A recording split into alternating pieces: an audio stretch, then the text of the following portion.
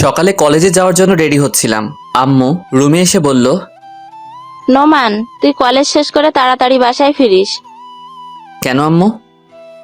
আমরা সবাই আজ আমাদের গ্রামের বাড়ি যাচ্ছি। আমরা সবাই মানে? আমি তো যেতে পারবো না, আমার এক্সাম এখনো শেষ হয় নাই। কালকে আমার লাস্ট এক্সাম। তুই তো আমাকে বলেছিলি তোর পরীক্ষা আজকে শেষ হবে। আম্মু কিছুক্ষণ কি যেন একটা ভাবলো, তারপর বলল, আচ্ছা, তুই কালকে পরীক্ষা দিয়ে পরের দিন চলে যাস, আমরা আজকে যাই। আচ্ছা। আমি আবার বললাম, আম্মু হঠাৎ তোমাদের গ্রামের বাড়ি যাওয়ার কথা কেন মনে হলো? আগামী শুক্রবার প্রিয়ার বিয়ে। কি বলো কি আম্মু, এত পিচ্ছি একটা মাইয়ার কিভাবে বিয়ে হবে? পিসি কোথায়, প্রিয়া তো এবার এসএসসি পাশ করেছে। এসএসসি পাশ করেছে বলে বিয়ের বয়স হয়ে গেছে? হায় রে গ্রামের মানুষ। তোকে এসব নিয়ে ভাবতে হবে না, তুই শুধু ঠিক সময়ে পৌঁছে যাস। যা এখন কলেজে যা। আমার পরিচয়টা দিয়ে দেই, আমি নোমান, অনার্স লাস্ট ইয়ারের এক্সাম দিচ্ছি। প্রিয়া হলো আমার চাচাতো বোন, পিচ্ছি একটা মেয়ে। জানি না চাচা কেন এত তাড়াতাড়ি মেয়েটার বিয়ে দিয়ে দিচ্ছেন। পরের দিন পরীক্ষা দিয়ে বৃহস্পতিবার মানে প্রিয়ার গায়ে হলুদের দিন। আমি গ্রামের বাড়ি যাওয়ার জন্যে ট্রেনের টিকিট কাটলাম। সকাল 6:30 ট্রেন, তাই আমি ভোর 5টায় ঘুম থেকে উঠে রেডি হয়ে স্টেশনে পৌঁছালাম। এতদিন পরীক্ষা দিয়ে ইট পাথরের দুনিয়া থেকে বেরিয়ে গ্রামের সবুজ পরিবেশে যাচ্ছি। অনেক খুশি খুশি লাগছে, আর অনেক দিন পর গ্রামের বাড়িতে একটা বিয়ে খাচ্ছি। গ্রামের বিয়ের মজাই আলাদা, যা শহরের বিয়েতে পাওয়া যায় না। সকাল 7টা, ট্রেন চলছে তার দুরন্ত গতিতে। আমার কানের ইয়ারফোনটা বাজছে রোমান্টিক গান। দুপুর 12:30 এসে মেহেরপুর স্টেশনে পৌঁছালাম। যেহেতু চাচাদের বাসা স্টেশন থেকে বেশি দূরে না, তাই ভাবলাম রিক্সা দিয়েই যাই। রিক্সা দিয়ে গেলে গ্রামের সবুজ পরিবেশটা ভালো করে দেখতে পারবো। রিক্সা চলছে আপন গতিতে, চারিদিকে শুনশান বাতাস, পাখির কিচিরমিচির সবুজে ঘেরা মাঠ, অনেক ভালো লাগছে। কিছুক্ষণ পর রিক্সা এসে থামলো চাচার বাড়ির সামনে। আসলে চাচা হলেন এই এলাকার চেয়ারম্যান, তাই রিক্সাওয়ালাকে চাচার নাম বলাতেই একেবারে বাড়ির সামনে এনে নামিয়ে দিল। গেট খুলে বাড়িতে ঢুকলাম। বিশাল বাড়িটা খুব সুন্দর করে সাজানো।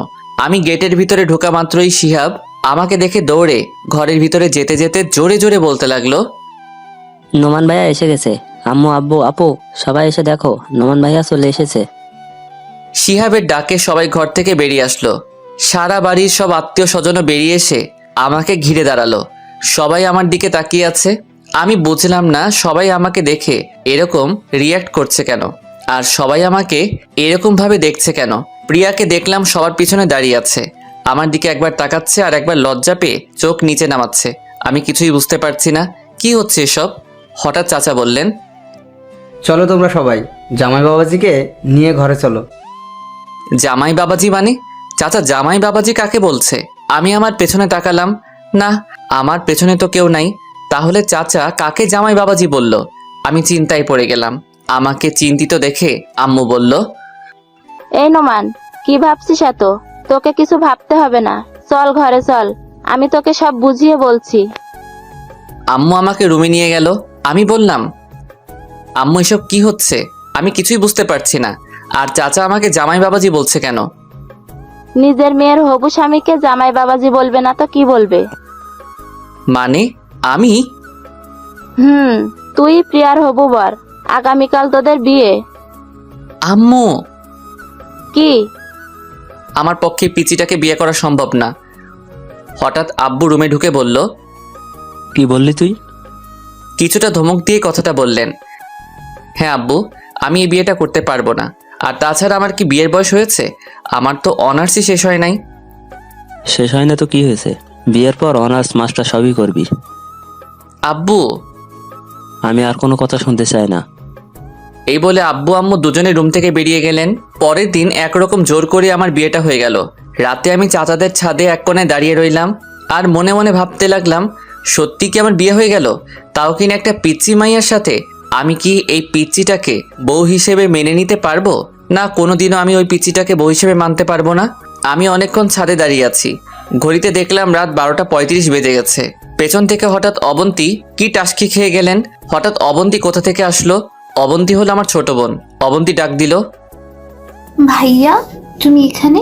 আর সবাই তোমাকে সারা বাড়ি খুঁজছে। কেন খুঁজছে? সে কি, তুমি জানো না তোমাকে কেন খুঁজছে? আজ না তোমার বাসর রাত, আর ভাবি সেই কখন থেকে তোমার জন্য অপেক্ষা করছে। নিচে নেমে আসলাম। আব্বু আমাকে দেখে রাগে কটমট করে এগিয়ে আসলো আমার দিকে, এসে আমার গালে ঠাস করে একটা চড় মারলেন। তারপর বলল, মেয়েটা তোর জন্য সেই কখন থেকে অপেক্ষা করে বসে আছে, আর তুই কি না, যা তাড়াতাড়ি ঘরে যা। আমার মাথায় অনেক রাগ উঠে গেল, তবে বাবার উপর না, ওই পিচ্চিটার উপর। ওই পিচ্চিটার কারণেই বাবা আজ আমাকে মারলো। আমি রেগে ফুঁসতে ফুঁসতে রুমে ঢুকলাম। দরজা খোলার আওয়াজ পেয়ে মেয়েটা দৌড়ে বেলকনি থেকে বেরিয়ে আসলো, এসেই মাথায় ঘোমটা দিয়ে বিছানাতে বসে পড়লো। আমি বিছানার দিকে এগিয়ে গেলাম। আমি বিছানার পাশে এসে দাঁড়াতেই মেয়েটা বিছানা থেকে নেমে আমার পা ধরে সালাম করতে লাগলো। পিচ্চিটা আমার পা ধরে সালাম করেই যাচ্ছে, ওঠার কোনো নামগন্ধ নাই। আমি ধমক দিয়ে বললাম, এই পিচ্চি, পা ধরে বসে আছিস কেন? ওঠ বলছি। তুমি উঠবে না? আমি কেন উঠাবো? আমি তো জানি বাসর রাতে বউ তার স্বামীকে পা ধরে সালাম করলে স্বামী বউকে তুলে বুকে জড়িয়ে নেয়। কথাটা বলতে বলতেই মেয়েটা আমার পা ছেড়ে উঠে আমার সামনাসামনি লজ্জায় লাল হয়ে দাঁড়ালো। শখ কত, আমার বয়ে গেছে তোর মতো পিচ্চিকে জড়িয়ে ধরতে। বলেই আমি পিচ্চিটাকে ধাক্কা দিয়ে বিছানাতে ফেলে দিয়ে একটা বালিশ নিয়ে সোফাতে চলে গেলাম। পিচ্চিটা আমার এরকম ব্যবহার দেখে ভ্যাবাচ্যাকা খেয়ে বিছানাতে পড়ে রইল। পিচ্চিটা বিছানা থেকে উঠে এসে বলল, তুমি প্লিজ বিছানাতে গিয়ে শুয়ে পড়ো, আমি না হয় সোফাতে ঘুমাই। এই পিচ্চি, আমাকে আর রাগাস না বলছি। তোর ঘুম গিয়ে তুই ঘুমা, এত দরদ দেখাতে আসিস না। পিচ্চিটা আমার কথা শুনে আমার পাশে আর দাঁড়ালো না, বিছানাতে গিয়ে শুয়ে পড়লো। সারা দিনের ক্লান্তিতে আমি যে কখন ঘুমিয়ে পড়েছিলাম খেয়ালই করিনি। সকালে কারো ডাকে ঘুমটা ভাঙলো। আমি ঘুম ঘুম চোখেই বললাম, আজকে ভার্সিটি যাব না, আম্মু আমাকে ঘুমাতে দাও। এই যে ওঠো না, নিচে তোমাকে সবাই ডাকছে। উফ, আম্মু তোমাকে বললাম না ভার্সিটি যা। হঠাৎ আমার মনে হলো আম্মু তো আমাকে এরকম ভাবে ডাকে না। আমি চোখ খুলে তাকাতেই দেখি পিচ্চিটা আমার পাশে দাঁড়িয়ে হাসছে। পিচ্চিটাকে দেখে আমার মনে পড়লো আমি এখন চাচাদের বাড়িতে।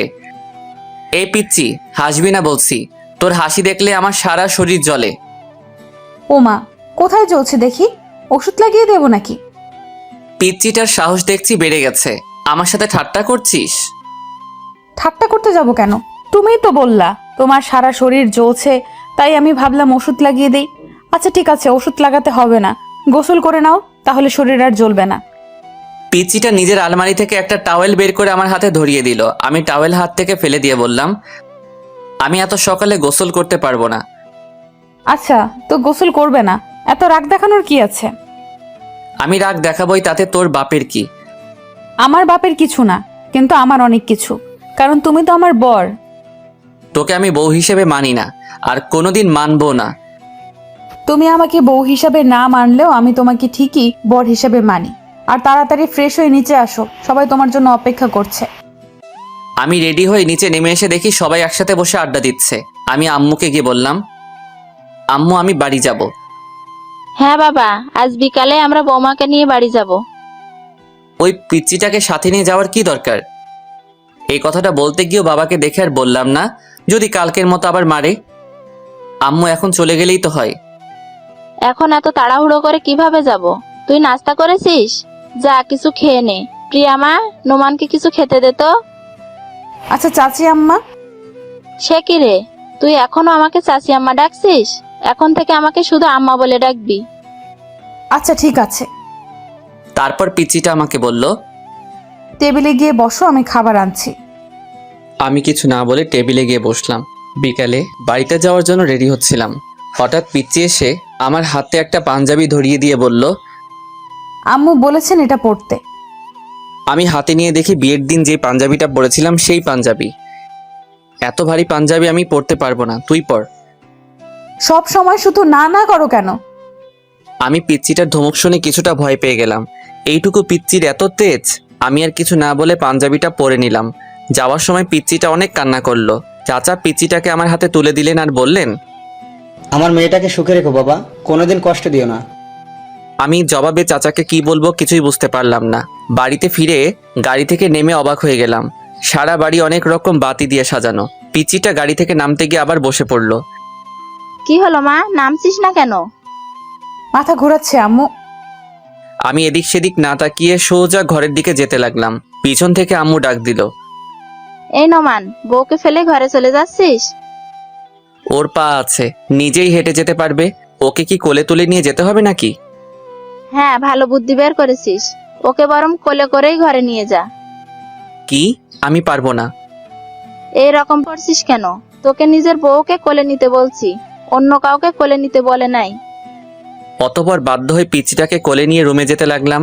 আমি পিচ্চিটার মুখের দিকে তাকিয়ে দেখলাম মুচকি মুচকি হাসছে। ইচ্ছে করছে এখনই কোল থেকে নিচে ফেলে দেই। আমি পিচ্চিটাকে নিয়ে রুমের দরজাতে আসতেই অবাক হয়ে গেলাম। রুমের দরজাতে পিচ্চিটাকে কোলে নিয়েই দাঁড়িয়ে রইলাম। সারা রুম ফুল দিয়ে সাজানো, সাদা গোলাপ, লাল গোলাপ, আরো বিভিন্ন ধরনের ফুল দিয়ে সাজানো। রুমটাকে একেবারে ফুলের বাগান বানিয়ে ফেলেছে। এমনি আমার ফুলে অ্যালার্জি, আর রুমে এত ফুল দেখে মাথাটাই গরম হয়ে গেল। পিচ্চিটা আমার কোলেই ছিল। পিচিটাও দেখলাম এতগুলো ফুল দেখে আমার মতোই অবাক হয়ে তাকিয়ে আছে রুমের দিকে। আমি পিচিটাকে কোলে নিয়ে রুমে ঢুকলাম। রুমে ঢুকে পিচিটাকে বিছানাতে ছুঁড়ে ফেলে দিলাম। আউচ! ও মা গো, কোমরটা গেল গো। আমি ভয় পেয়ে গেলাম। এখন মেয়েটার কিছু হলে তো আব্বু আমাকে মেরেই ফেলবে। আমি পিচিটার পাশে বসে বললাম, সরি, দেখি কোথায় ব্যথা পেয়েছিস। পিচিটা হেসে দিল, তারপর বলল, আমি ব্যথা পাই নাই, আমি জাস্ট দেখতে চেয়েছিলাম আমি ব্যথা পেলে তুমি কিভাবে রিয়্যাক্ট করো। বলেই পিচিটা একটা হাসি দিয়ে বিছানা থেকে উঠে ওয়াশরুমের দিকে যেতে লাগলো। এই পিচি, তুই তো একটু আগে মাথা ব্যথার জন্য হাঁটতে পারছিলি না, এখন কিভাবে হাঁটছিস? তোমার কোলে ওঠার জন্য মাথা ব্যথার ভান করছিলাম। তুই তো একটা পিচ্চি শয়তাননি। পিচ্চিটা একটা হাসি দিয়ে ওয়াশরুমে ঢুকে গেল। আমি রুমে বসে বসে ভাবতে লাগলাম, না, পিচ্চিটার সাহস অনেক বেড়ে গেছে। আমাকে এমন কিছু করতে হবে যাতে পিচ্চিটা আমাকে ছেড়ে যেতে বাধ্য হয়। কিছুক্ষণ পর পিচ্চি একটা পাতলা 3 পিস পরে বেরিয়ে আসলো। আমাকে বলল, যাও এখন ভারী পাঞ্জাবিটা চেঞ্জ করে আসো। আমি আমার পাঞ্জাবি চেঞ্জ করব কি না করব সেটা আমার ব্যাপার। আমার সব ব্যাপারে তোকে এত নাক গলাতে হবে না। তুমি সব সময় এমন করো কেন?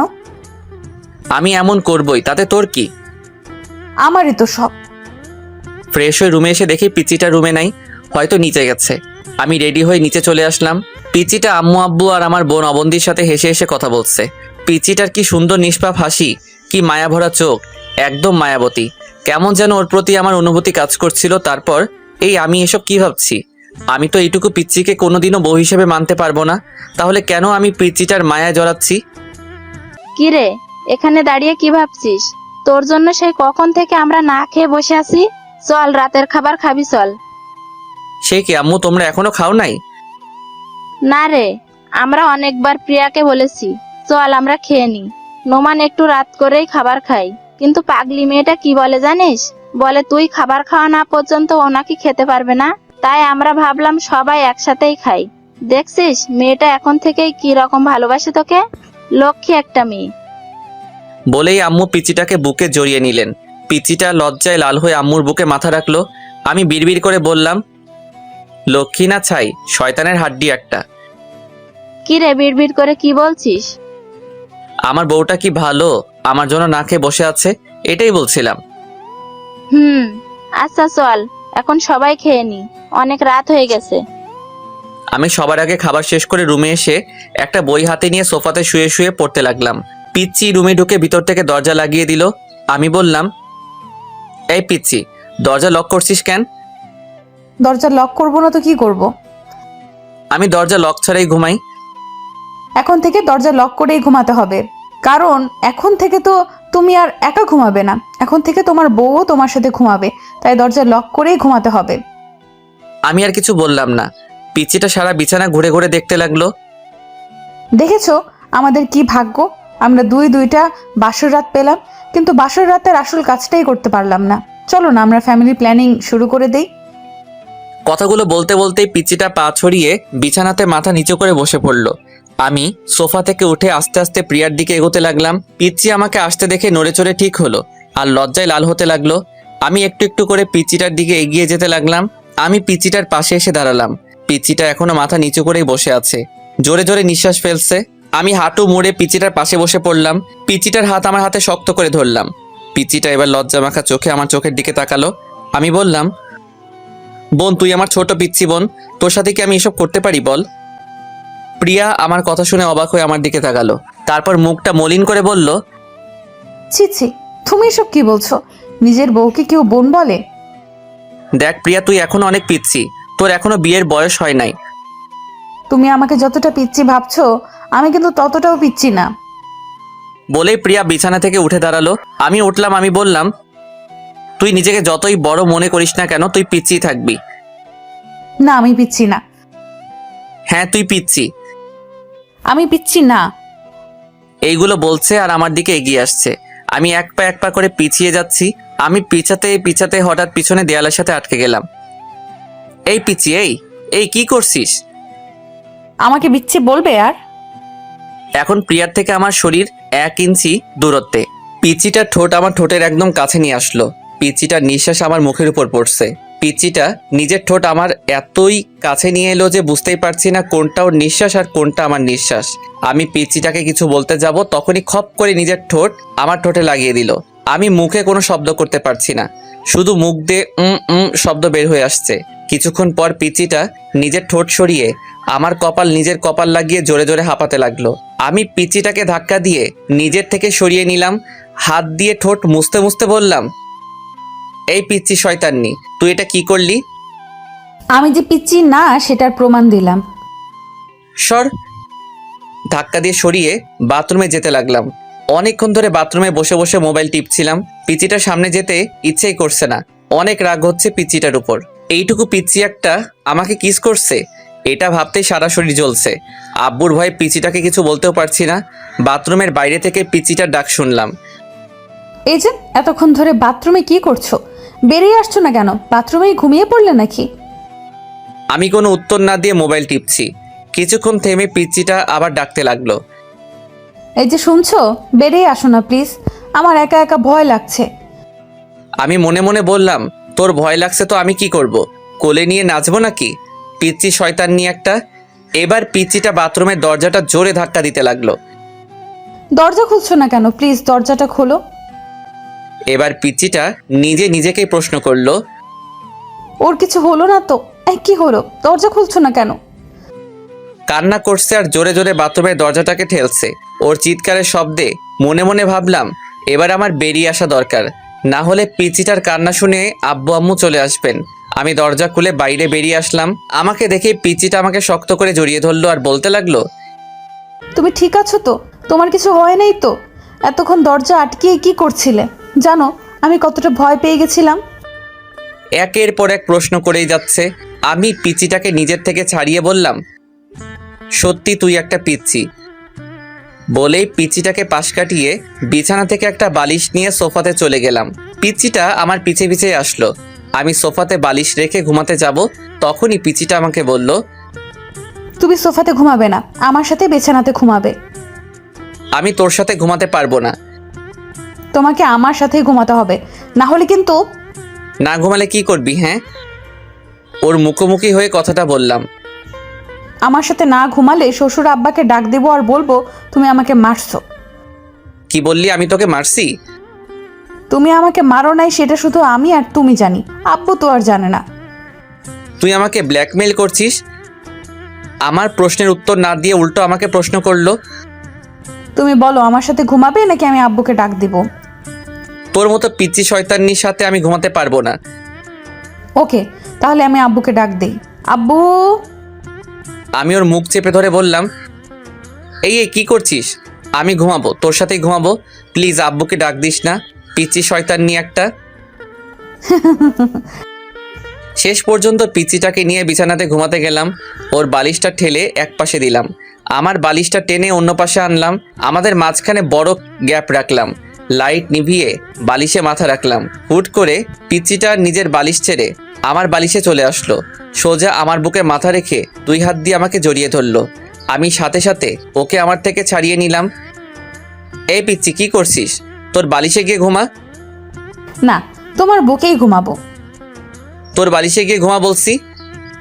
পিচ্চিটা উল্টা আমাকে ধমক দিয়ে বলল, আমাকে তোমার বুকে ঘুমাতে দিবে নাকি আমি শ্বশুর আব্বাকে ডাক দিব? আব্বু। আমি আবার পিচ্চিটার মুখ চেপে ধরে বললাম, এই পিচ্চি শয়তান্নি, কথায় কথায় আব্বুকে ডাক দিস কেন? অতবার বাধ্য হয়ে পিচ্চিটাকে বুকে নিয়ে ঘুমালাম। সকালে ঘুম থেকে উঠে মেয়েটার কাণ্ড দেখে আমি অবাক হয়ে গেলাম। পিচ্চিটার একটা পা আমার পেটের উপর আর আমার মাথাকে নিজের বুকে শক্ত করে জড়িয়ে আমাকে কোলবালিশ বানিয়ে ঘুমিয়ে আছে। আমি পিচ্চিটার বাহু থেকে নিজেকে ছাড়ানোর চেষ্টা করছি, কিন্তু পিচ্চিটা আমাকে ছাড়ছেই না, আরও শক্ত করে আমাকে জড়িয়ে ধরছে। তার মানে পিচ্চিটা এখন জেগেই আছে। আমি বললাম, এই পিচ্চি, আমাকে ছাড় বলছি। পিচ্চিটা আমাকে ছাড়ছেই না। আমি এবার জোর করে পিচ্চিটার থেকে ছুটে আসলাম। ফ্রেশ হয়ে রুমে এসে দেখি পিচ্চিটা নাই, হয়তো উঠে নিচে চলে গেছে। আমি রেডি হয়ে নিচে খাবার টেবিলে চলে আসলাম। সবাই একসাথে নাস্তা করছি। আব্বু বললেন, নোমান, তুই কোথাও বের হচ্ছিস নাকি? জি আব্বু, বন্ধুদের সাথে একটু দেখা করতে যাব। বৌমাকে সাথে নিয়ে যা, একটা ভালো কলেজে ভর্তি করে দিস। আব্বু, তার চেয়ে বরং ওকে ওর বাড়িতে পাঠিয়ে দাও, প্রিয়া ওর বাড়ি থেকেই পড়াশোনা করুক। পিচ্চিটার হাসি মুখ মলিন হয়ে গেল। আব্বু বললেন, প্রিয়া এখন আমাদের বাড়ির বউ, আমাদের বাড়ি থেকেই পড়াশোনা করবে। তোকে আমি যেটা বলছি তুই সেটা কর। আমি মুখ গোমড়া করে বললাম, আচ্ছা আব্বু। আমার আচ্ছা আব্বু শুনে পিচিটার মুখে হাসি ফুটে উঠল। ঢং যত সব। আমি বাইক নিয়ে পিচিটার জন্য বাইরে দাঁড়িয়ে আছি। মনে মনে বলি, কিরে পিচিটা এখনো আসছে না কেন? সেই কখন রেডি হতে গিয়েছিল। কিছুক্ষণ পর পিচিটা বেরিয়ে আসলো। আমি পিচিটাকে দেখে হা করে তাকিয়ে রইলাম। পিচিটাকে সাদা একটা পরীর মতো লাগছে। পিচিটা একটা সাদা জামা পরে বের হয়ে আসলো, ঠোঁটে লাল লিপস্টিক, চোখে গাঢ় করে কাজল। এক কথায় অসাধারণ লাগছে পিচিটাকে। এভাবে তাকিয়ে আছো কেন? আমার লজ্জা লাগছে। পিচিটার কথায় আমি ওর থেকে চোখ সরিয়ে নিলাম। যেভাবে সেজে আসছিস, বোঝা যাচ্ছে কোনো বিয়ে বাড়িতে যাচ্ছিস। বারে, নিজের বরের সাথে আজ প্রথম কোথাও একসাথে বের হচ্ছি, একটু সাজবো না? এটাকে একটু সাজা বলে? আচ্ছা, তাড়াতাড়ি পেছনে ওঠ। পিচিটা একটা লাফ দিয়ে বলল, ওয়াও, আমরা বাইকে যাব? হুম। পিচিটা হুট করে এসে আমার গালে একটা চুমু খেলো। এই পিচি শয়তান নিয়ে আমাকে চুমু দিলি কেন? পিচিটা আমার কথার উত্তর না দিয়ে বলল, জান, আমার অনেক দিনের স্বপ্ন আমার বর আমাকে বাইকের পেছনে নিয়ে ঘুরবে। সেই স্বপ্নটা আজ পূরণ হতে যাচ্ছে। তুই স্বপ্ন দেখ, আমি যাচ্ছি। এই বলে বাইকটা স্টার্ট দিলাম। এই না না, আমি উঠছি। পিচ্চিটা পেছনে উঠে বসতেই আমি বাইকটা ছেড়ে দিলাম। কিছুক্ষণ পর আমি বাইকটা একটা জায়গায় থামালাম। পিচ্চিটা বলল, আমরা কি কলেজে এসে পড়েছি? না। তাহলে এইখানে বাইক থামালে কেন? দরকার আছে। পিচিটা আর কিছু বলল না, চুপ করে বসে রইল। আমি ভাবতে লাগলাম, সামনে তো বন্ধুরা আড্ডা দিচ্ছে, আমার সাথে যদি পিচিটাকে দেখে তাহলে তো আমি শেষ। আমি ভাবতে লাগলাম কি করা যায়। হ্যাঁ, বুদ্ধি পেয়েছি। আমি পিচিটাকে বললাম, এই পিচ্চি, আমাকে শক্ত করে জড়িয়ে ধর। পিচিটা খুশি হয়ে আমাকে শক্ত করে ধরলো। আমি বাইকটা স্টার্ট দিলাম। আস্তে আস্তে বাইকের স্পিড অনেকটা বাড়িয়ে দিলাম। পিচিটা ভয় পেয়ে আরো শক্ত করে জড়িয়ে ধরছে আর আমাকে কি যেন বলছে। বাতাসের শ শ শ আওয়াজে পিচিটার কথা আমি ভালো করে শুনতে পারছি না। আমাদের আড্ডার জায়গা ফেলে আসতেই আমি বাইকের স্পিড কমিয়ে দিলাম। তারপর একটা কলেজের সামনে এসে বাইক থামালাম। পিচিটা বাইক থেকে নেমে কান্না করে দিল। হ্যাঁ, এই পিচি, কি হলো? কি কান্না করছিস কেন? তুমি এত স্পিডে বাইক চালিয়ে আসলে কেন? আমি কত ভয় পেয়ে গেছিলাম। হ্যাঁ। সত্যি তুই একটা পিচ্চি। কান্না থামা বলছি, সবাই দেখছে। এভাবে রাস্তায় কান্না করছিস, মানুষ কি ভাববে? পিচ্চিটা কেঁদেই চলছে। এই পিচ্চি, কান্না থামা বলছি, না হলে কিন্তু। এবার আরো জোরে জোরে কান্না করতে লাগলো।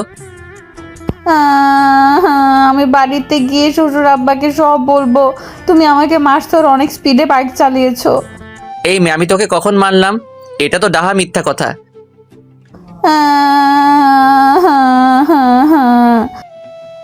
আচ্ছা বোন, সরি সরি। এবার কান্না থামা। দেখ লোকজন কিভাবে আমাদের দিকে তাকিয়ে আছে। তুমি আবার আমাকে বোন বলছো? এবার কয়েকটা লোক আমাদের দিকে এগিয়ে আসলো। লোকগুলো আমাদের অনেকক্ষণ ধরে লক্ষ্য করেছিল। কি ভাই, মেয়েটাকে এভাবে কাঁদাচ্ছেন কেন? মেয়ে দেখলেই পিছনে লাগতে ইচ্ছে করে। বলে লোকটা নিজের হাতের শার্ট উপরে তুলতে তুলতে আমার দিকে এগিয়ে আসছে। আরে ভাই, থামেন থামেন, উনি আমার বউ।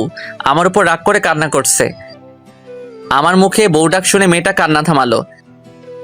আপু, উনি কি আপনার স্বামী? জি, উনি আমার স্বামী।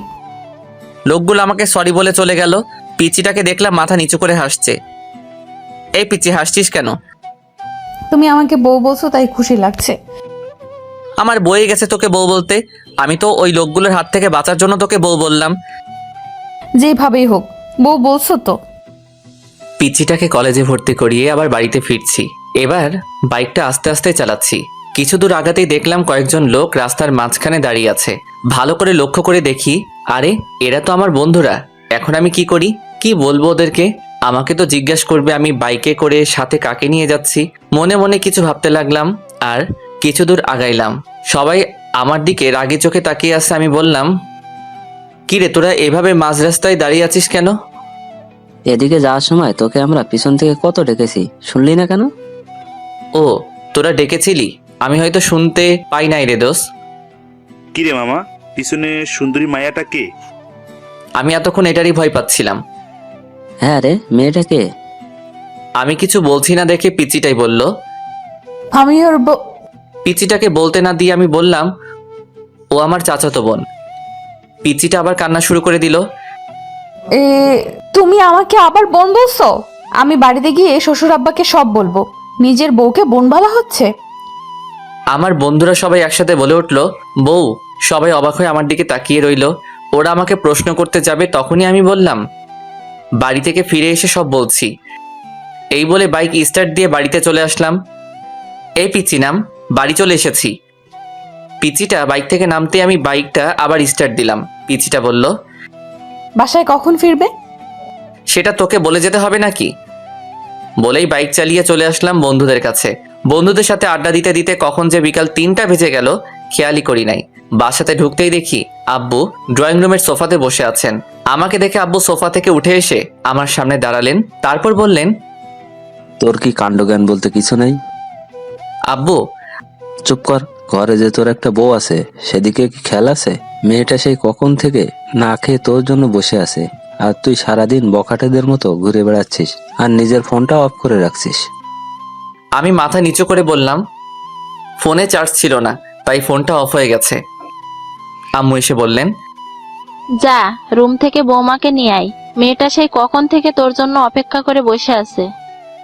আমি রুমে ঢোকার আওয়াজ পেয়ে পিচিটাকে বেলকনি থেকে দৌড়ে আমার কাছে এসে বলল। তুমি চলে এসেছো? তারপরে বাবার মুখে ওই বখাটে কথাটা শুনে নিজেকে আর আটকাতে পারিনি। পিচিটার গালে ঠাস করে এক চর বসিয়ে দিলাম। পিচিটা গালে হাত দিয়ে আমার দিকে প্রশ্নবোধক দৃষ্টিতে তাকিয়ে আছে।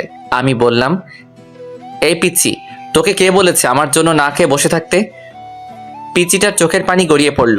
আমি আবার বললাম, আজ শুধু তোর জন্য আব্বু জীবনে এই প্রথম বখাটে বলল। আমার উপর বউয়ের অধিকার দেখানো হচ্ছে। তোকে আমি বউ হিসেবে মানি না, আর কোনোদিন মানবো না। অসহ্য একটা। পিচিটাকে পাশ কাটিয়ে ওয়াশরুমে চলে গেলাম।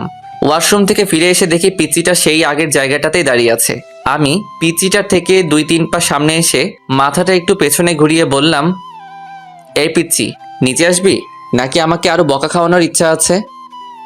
জি আসছি। পিচিটাকে নিয়ে খাবার খাচ্ছি। আম্মু পাশেই দাঁড়িয়ে আছেন।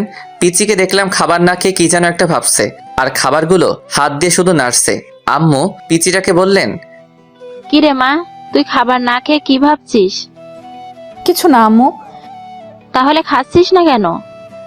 পিচিটা নিজের গাল থেকে চুলগুলো সরিয়ে কিছুটা ভাত মুখে নিল। আম্মু চিৎকার দিয়ে উঠলেন, সে কিরে, তোর গালে এটা কিসের দাগ? আম্মুর কথায় আমি পিচিটার গালের দিকে তাকালাম। পিচিটার গাল অনেকটা লাল হয়ে আঙুলের ছাপ দেখা যাচ্ছে।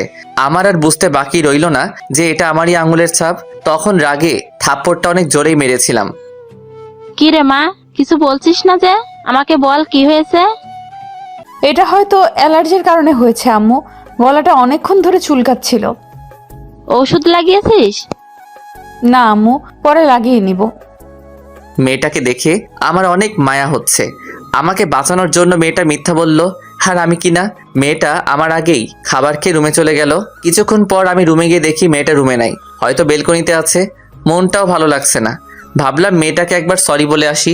আমি বেলকনিতে গিয়ে দেখলাম পিচিটা অন্য মনে বাইরে তাকিয়ে আছে। সো আপনি আমাদের ডিভোর্স চান তো?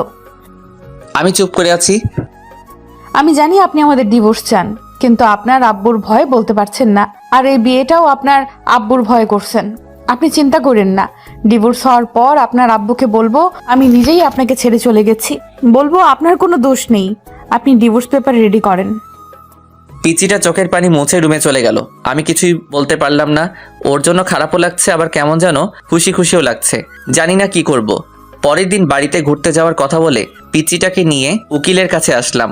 উকিলের কাছে আসার পর উকিল বলল, বিয়ের 6 মাস আগে ডিভোর্স দেওয়া সম্ভব না। তার মানে আমাদেরকে আরও 6 মাস একসাথে থাকতে হবে। তারপর ডিভোর্সের অ্যাপ্লাই করে কোর্ট থেকে বেরিয়ে আসলাম। আজ আমি বাইকটা সাথে আনি নাই, তাই রিক্সা দিয়ে বাড়ি ফিরছিলাম। অনেকক্ষণ ধরে রিক্সাতে বসে আছি, কারোর মুখে কোনো কথা নাই, দুজনেই চুপ করে আছি। দুজনের নীরবতা ভেঙে পিচিটাই বলল, আমার একটা কথা রাখবেন? বল। আমরা যে কয়টা দিন একসাথে থাকবো, সে কয়টা দিন কি আমরা স্বামী স্ত্রীদের মতো থাকতে পারি না? মানে তুই কি বলতে চাইছিস? আরে আমি তোমার কাছে স্ত্রীর অধিকার চাই নাই, আমি বলছি আমরা স্বামী স্ত্রীদের মতো ব্যবহার করতে পারি না। প্লিজ আমার এই শেষ ইচ্ছেটা রাখো। পিচিটা প্রায় কেঁদেই দিল। আচ্ছা ঠিক আছে। সত্যি? পিচিটা আমার হাত হালকা জড়িয়ে ধরে বলল, থ্যাংক ইউ। তারপরে আমরা বাড়িতে রওনা দিলাম। একটা রিক্সা নিলাম। রিক্সায় এসে আমাদের বাড়িতে দাঁড়ালো। ঘরে ঢুকে অবাক হয়ে গেলাম। চাচা চাচি শিহাব আরো অনেকেই আমাদের ড্রয়িং রুমে বসে আছে। পিচিটা ওর আম্মু আব্বুকে দেখে দৌড়ে গিয়ে ওর আম্মুকে জড়িয়ে ধরলো। তারপর ওর আম্মুকে ছেড়ে ওর আব্বুকে জড়িয়ে ধরার সাথে সাথেই কান্না করে দিল। চাচা বললেন, আরে পাগলি মেয়ে, কাঁদছিস কেন? বাবা তো তুমি কেমন আছো? পিচিটা হয়তো ওর বাবাকে একটু বেশি ভালোবাসে, তাই এরকম ভাবে কান্না করছে। দেখ পাগলি মেয়ের কাণ্ড। আমি ভালো আছি রে মা, তুই কেমন আছিস? মুখে হাসি দিলেও চোখ দিয়ে পানি ঠিকই পড়ছে। ভালো। বলেই আবার কান্না করতে লাগলো। চারপাশে দেখলাম পিচিটার কান্না দেখে সবার চোখে পানি চলে এসেছে। আমার ওদের কান্না দেখে কোনো কষ্ট হচ্ছে না, কারণ আমি জানি আর কয়েক মাস পর পিচিটা ওর আম্মু আব্বুর কাছে চলে যাবে, তাই আমার তেমন কষ্ট হচ্ছে না। চাচা পিচিটার মাথায় হাত বুলিয়ে দিচ্ছে আর সান্ত্বনা দিচ্ছেন। এবার পিচিটাকে নিজের থেকে ছাড়িয়ে কপালে একটা চুমু খেলেন। পিচিটা এবার কিছুটা শান্ত হলো। আম্মু আমাকে ইশারায় বললেন চাচা চাচিকে সালাম করতে। আমি এগিয়ে গিয়ে চাচা চাচিকে সালাম করলাম।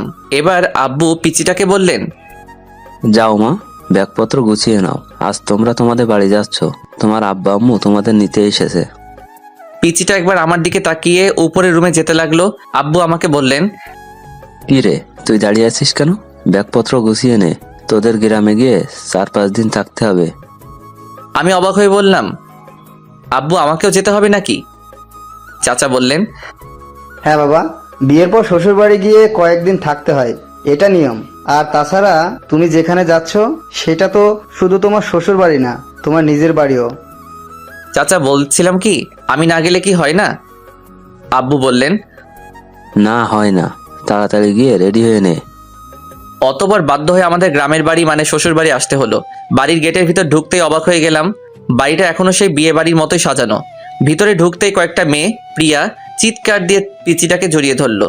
তারপর একটা মেয়ে আমার দিকে তাকিয়ে বলল, উনি কি তোর বর?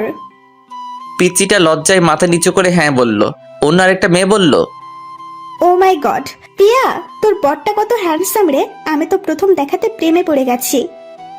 পিচিটা রেগে বলল, এই ফারিয়া, তুই কিন্তু ভুলে যাস না ও আমার বর। রাগ করিস কেন, আমি তো দুলাভাইয়ের সাথে মজা করলাম। আমি বুঝতে পারলাম মেয়েগুলো পিচিটার মতোই এক একটা শয়তানের হাড্ডি। আমি বললাম, আপনাদের কাউকে তো চিনলাম না। পিচিটা বলল, ওরা আমার বান্ধবী। ও। চাচা ডেকে বললেন, কিরে, তোরা এখনো এখানে দাঁড়িয়ে আছিস? পিয়ামা, জামাই বাবাজিকে নিয়ে রুমে গিয়ে ফ্রেশ হয়ে নে। পিচিটার সাথে রুমে আসলাম। রুমে এসেই শরীর এলিয়ে দিলাম বিছানাতে। অনেকক্ষণ জার্নির কারণে একটু ক্লান্ত লাগছে। পিচিটা আমার সামনে এসে দাঁড়িয়ে বলল, তুমি আগে ফ্রেশ হবে নাকি আমি আগে ফ্রেশ হয়ে নেব? তুই যা, আমি তোর পরে ফ্রেশ হয়ে নিব। পিচিটাকে দেখলাম রাগী চোখে আমার দিকে তাকিয়ে আছে। কি হলো, এভাবে তাকিয়ে আছিস কেন? আমাদের মধ্যে কি কথা হয়েছিল? কি? তুমি আমাকে কথা দিয়েছিলে না আমরা যে কয়টা দিন একসাথে থাকবো সে কয়টা দিন স্বামী স্ত্রীদের মতো থাকবো। তাহলে তুমি আমাকে এখনো তুই তুই করে ডাকছো কেন? তুমি আমাকে পিচ্ছি ডাকতে পারো, তাতে আমার কোনো সমস্যা নাই, কিন্তু এই তুই তুই করে ডাকবে না। আমার কেমন জানি তোমার মুখে তুই ডাকটা সহ্য হয় না। ওকে, চেষ্টা করব। চেষ্টা করবা মানে? আচ্ছা রে বাবা, তুমি করে ডাকবো, খুশি? অনেক খুশি। পিচ্চি শয়তানি একটা। পিচ্চিটা একটা হাসি দিয়ে বাথরুমে চলে গেল। কিছুক্ষণ পর পিচ্চিটা গোসল করে বেরিয়ে আসলো। আমি হাঁ হয়ে পিচ্চিটার দিকে তাকিয়ে রইলাম। পিচ্চিটা লজ্জা পেয়ে আমাকে বলল, কি দেখছেন? আমি এবার হাসিতে ফেটে পড়লাম। কেন হাসছি বুঝতে পারছো না তো? দাঁড়ান, আগে একটু হেসে নেই, তারপর বলছি। পিচিটা একটা শাড়ি পরে বের হয়ে আসছে। পরে আসছে বললে ভুল হবে, বলতে হবে পেঁচিয়ে আসছে। কোথায় শাড়ির মাথা, কোথায় শাড়ির আঁচল, কোনো ঠিক ঠিকানা নাই। এমনভাবে পরে আসছে মনে হচ্ছে এখনই খুলে পড়ে যাবে। পিচিটা যেখানে শাড়ির কুচি দেওয়া হয় সেখানটায় হাত দিয়ে ধরে দাঁড়িয়ে আছে। পিচিটার পেট দেখা যাচ্ছে, তাই লজ্জায় লাল হয়ে আমার সামনে দাঁড়িয়ে আছে। এটা কি পড়ছো? বলেই হাসতে হাসতে আবার বিছানায় গড়াগড়ি খেতে লাগলাম। তুমি খুব খারাপ। দেখছো আমি শাড়ি পরতে পারছি না আর তুমি দাঁত কেলিয়ে হাসছো। সেখানে দাঁড়িয়ে কান্না করতে লাগলো। সরি, আমাকে দে, আমি ঠিক করে দিচ্ছি। সত্যি তুমি আমাকে পরিয়ে দেবে? লজ্জায় লাল হয়ে বলল, আমার কি যে লজ্জা লাগছে, আবার খুশিও হচ্ছে। না, আমি শুধু ঠিক করে দিব। এদিকে আয়। আবার তুই ডাকোস? আচ্ছা ঠিক আছে, এদিকে আসো। পিচিটা একটা হাসি দিয়ে আমার কাছে এগিয়ে আসলো। আমি প্রথমে পিচিটার আঁচল ঠিক করলাম। পিচিটার শরীরে আমার হাত লাগতেই পিচিটা কেঁপে উঠল। তারপর পেটের নাভিসহ কিছুটা অংশ বেরিয়ে এসেছিল, সেই জায়গায় শাড়ি দিয়ে ঢাকতে গিয়ে আমার হাত লেগে গেল ওর পেটে। পিচিটা ছিটকে আমার থেকে সরে পিছিয়ে গেল। আমি বললাম, কি হলো, এভাবে পিছিয়ে গেলে কেন? কিছু না। বলেই পিচিটা আবার আমার দিকে এগিয়ে আসলো। এবার আমি পিচিটা যে জায়গায় হাত দিয়ে ধরে রেখেছিল সেটা ওর হাত থেকে নিলাম। আমি ওর হাত থেকে নিয়ে শাড়িটা কুচি দিতে লাগলাম। কুচি দিয়ে যেই ওর নাভির নিচে গুছতে যাব তখনই পিচিটা আমার হাত ধরে ফেললো। এটা আমাকে দাও, আমি পারবো। আমি আর কিছু না বলে ওর হাতে কুচিটা ধরিয়ে দিলাম। পিচিটা কুচি হাতে নিয়ে বাথরুমে ঢুকে গেল। কিছুক্ষণ পর পিচিটা বাথরুম থেকে শাড়িটা ঠিক করে বেরিয়ে আসলো। পিচিটার চোখ দুটো লাল হয়ে অনেক ফুলে আছে। সরি, তোমার চোখ মুখ এরকম লাগছে কেন? তুমি কি কান্না করছিলে নাকি? কি বলো কি? আমি কান্না করতে যাব কেন? ও আচ্ছা, এতক্ষণ পিচিটাকে আমি ভালো করে খেয়াল করি নাই। এখন চোখ পড়তে আমি হাঁ করে তাকিয়ে রইলাম। পিচিটাকে শাড়িতে এত সুন্দর মানিয়েছে যে আমি লিখে বোঝাতে পারবো না। কালো শাড়ির কালো চুলগুলো ছেড়ে আসছে পিচিটা, একদম মায়াবতী লাগছে পিচিটাকে।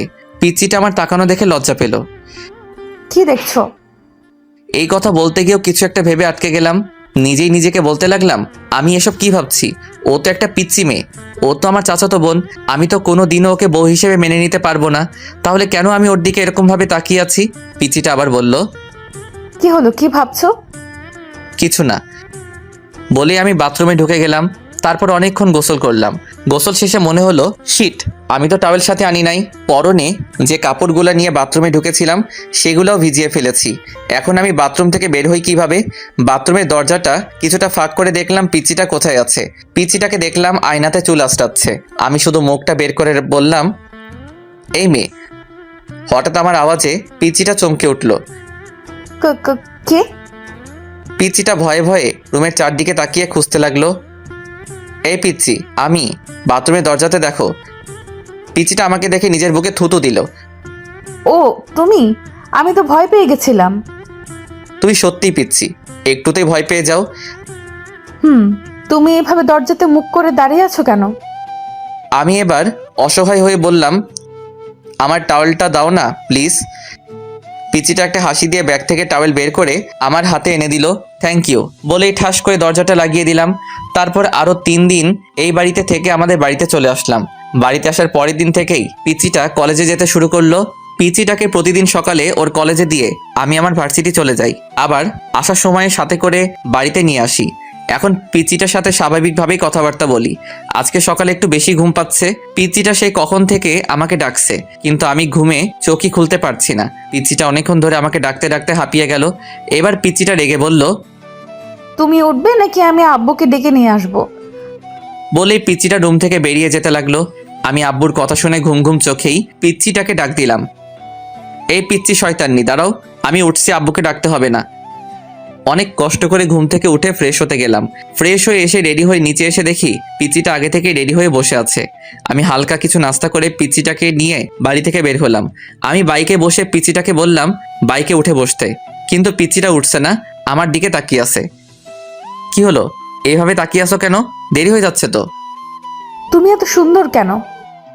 বলেই আমার চুলগুলো এলোমেলো করে দিল, চোখ থেকে সানগ্লাসটা নিয়ে নিজের ব্যাগের ভিতর ঢুকিয়ে নিল। এই পিচ্ছি, আজকে তোমার কি হয়েছে? এসব কি করছো? দাও আমার গ্লাসটা দাও। না, দিব না। তোমাকে এত স্মার্ট হয়ে থাকতে হবে না। কলেজের কয়েকটা নির্লজ্জ মেয়ে তোমার দিকে কিরকম হাঁ করে তাকিয়ে থাকে সেটা আমার সহ্য হয় না। ও তাই নাকি? আচ্ছা ঠিক আছে, এখন তাড়াতাড়ি ওঠো, দেরি হয়ে যাচ্ছে। বাইকে উঠতে উঠতে বলল, কি ঠিক আছে? কিছু না, এত কথা বলো কেন? বাইক স্টার্ট দিয়ে এক টানে পিচ্চিটার কলেজে চলে আসলাম। পিচ্চিটা বাইক থেকে নামার পর আমি বললাম, এই পিচ্চি শোনো, কি? কলেজ শেষ হওয়ার পর একটু সামনে এগিয়ে গেলেই আমাকে পাবে। তুমি একটু হেঁটে চলে এসো প্লিজ, আমার কিছু কাজ আছে, আমি আবার ঘুরে এদিকে আসতে পারবো না। আচ্ছা। পিচিটা কলেজের গেটের ভিতর ঢুকে গেল। আমি বাইক স্টার্ট দিয়ে কিছু জায়গা এগিয়ে দেখি সায়ান মুখটা মলিন করে বসে আছে, আর আবির, রিহান, রাকিব সায়ানকে সান্ত্বনা দিচ্ছে। আমি সায়ানের কাছে যেতে যেতে বললাম, কিরে মজনু, তোর লাইলি এখনো আসে নাই? আমি কাছে যেতেই সায়ান আমাকে জড়িয়ে ধরে কান্না করতে লাগলো। প্লিজ বন্ধু, তুই কিছু একটা কর, আমি জুনিয়াকে ছাড়া বাঁচবো না। জুনিয়া হলো সায়ানের গার্লফ্রেন্ড। 3 বছর ধরে ওদের রিলেশন, দুজন দুজনকে অনেক ভালোবাসে।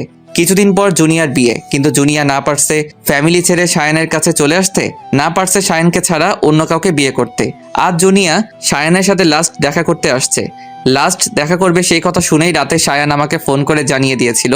অনেকক্ষণ অপেক্ষার পর জুনিয়া আসলো। আমাদের সবাইকে দেখে কিছুটা অবাক হলো। আমি বললাম, জুনিয়া এদিকে আসো। আমি জুনিয়াকে ওদের থেকে কিছু দূরে নিয়ে গেলাম। আমি বললাম, জুনিয়া সত্যি করে বলো তো, তুমি কি সায়ানকে ছাড়া অন্য কারোর সাথে থাকতে পারবে? ওকে ছাড়া থাকতে পারবো না বলেই তো মরার রাস্তা বেছে নিয়েছি। তুমি কি মনে করেছো তুমি মরে গেলে সায়ান বেঁচে থাকতে পারবে? এবার মেয়েটা কান্না করতে লাগলো। তো আমি কি করব বলেন ভাইয়া? পালিয়ে যাও। কিন্তু আমার ফ্যামিলি। দেখো জুনিয়া, তোমরা পালিয়ে গিয়ে বিয়ে করার পর যখন তোমার কোলে ছোট্ট আরেকটা জীবন আসবে, তখন তোমার ফ্যামিলি ওই বাচ্চাটার দিকে তাকিয়ে সব মান অভিমান বলতে বাধ্য হবে। কিন্তু জুনিয়াকে ওর কথাটা বলতে না দিয়ে পিচ্চিটা এসে বলল। এই যে আমি চলে এসেছি। তারপর জুনিয়ার দিকে তাকিয়ে বলল, ওই মেয়েটা কে? বলছি তুমি ওদের কাছে গিয়ে বসো, আমি ওর সাথে কিছু ইম্পর্টেন্ট কথা বলে আসছি। মেয়েটার সাথে তোমার কিসের ইম্পর্টেন্ট কথা?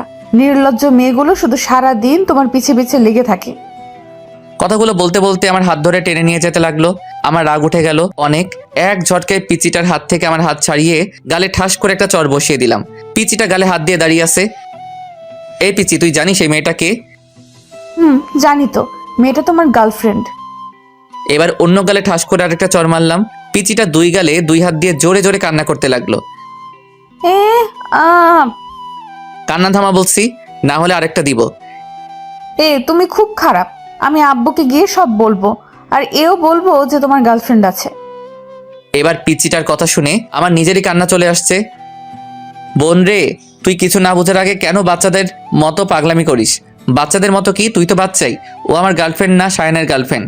আমি এখানে 2টা জীবন বাঁচানোর চেষ্টা করছি, আর তুই ঢং ঢং শুরু করছিস। এবার পিচিটা সবকিছু বুঝতে পেরে কান্না থামিয়ে চোখের পানি মুছে একটা হাসি দিয়ে আমাকে বলল, সরি। এবার পিচিটার কাণ্ড দেখে আমারই হাসি চলে এলো। একটু আগে কি কান্নাটাই না করলো, আর এখন আসছে। পিচি একটা। এতক্ষণ জুনিয়া আমাদের দিকে তাকিয়েছিল, জুনিয়া আমাদের দিকে তাকিয়ে হাসছে। আমি বললাম, তো কি সিদ্ধান্ত নিলে জুনিয়া? আমি পালিয়ে যেতে প্রস্তুত ভাইয়া। তারপর ওই দিনই সায়ান আর জুনিয়া চট্টগ্রাম পালিয়ে যায়। কয়েক মাস পর, আর মাত্র 7 দিন বাকি আমার আর পিচিটার ডিভোর্স পেপার আসতে। পিচিটা আমার সাথে এমন ব্যবহার করে বোঝাই যায় না। যে আর মাত্র কয়েকদিন পর ওর সাথেই আমার ডিভোর্স হবে। আজ আমার ফ্রেন্ড রিহানের বার্থডে। রাতে পিচিটাকে বললাম, এই পিচি, আমার জন্য অপেক্ষা কইরো না, রাতে বাসায় ফিরতে আমার দেরি হবে। কেন দেরি হবে কেন? আজ আমার ফ্রেন্ড রিহানের বার্থডে। ও আচ্ছা। মুখে বলতে হচ্ছে, কিন্তু আমি জানি পিচিটা ঠিকই আমার জন্য না খেয়ে বসে থাকবে। রিহানের বার্থডে পার্টিটা শুধু আমাদের 3 জনকে নিয়েই হচ্ছে। আমি, রাকিব আর আবির কেক কাটা শেষে রিহানকে নিয়ে কয়েকটা সেলফি তুলে ফেসবুকে আপলোড দিলাম। তারপর কিছু খাবার খেয়ে আমি ওদের থেকে বিদায় নিয়ে চলে আসছিলাম। তখনই আমাকে রিহান আটকাচ্ছিল। কিরে, কোথায় যাচ্ছিস? আসল পার্টিটাই তো হলো না। বলে একটা ব্যাগ থেকে 3টা বোতল বের করলো। কিরে, এসব কিসের বোতল? এইগুলা মদের বোতল? চি, সর এখান থেকে। আমি এগুলো খাই না। কি তোরা জানিস না আমি এগুলো খাই না? জানি, তবু আজ খেতে হবে। আমাকে জোরাজোরি করতে লাগলো। শেষ পর্যন্ত ওদের জোরাজোরিতে বাধ্য হয়ে নাক টিপে হাফ গ্লাস খেলাম। হাফ গ্লাস খাওয়ার পরই আমার নেশা ধরে গেল। আমার আরও খেতে ইচ্ছে করতেছে। আমার পাশে এক বোতল রাখা ছিল, বোতলটার মুখ খুলে ঠক ঠক করে বোতলের অর্ধেক শেষ করতেই আবির আমার হাত থেকে বোতলটা কেড়ে নিল।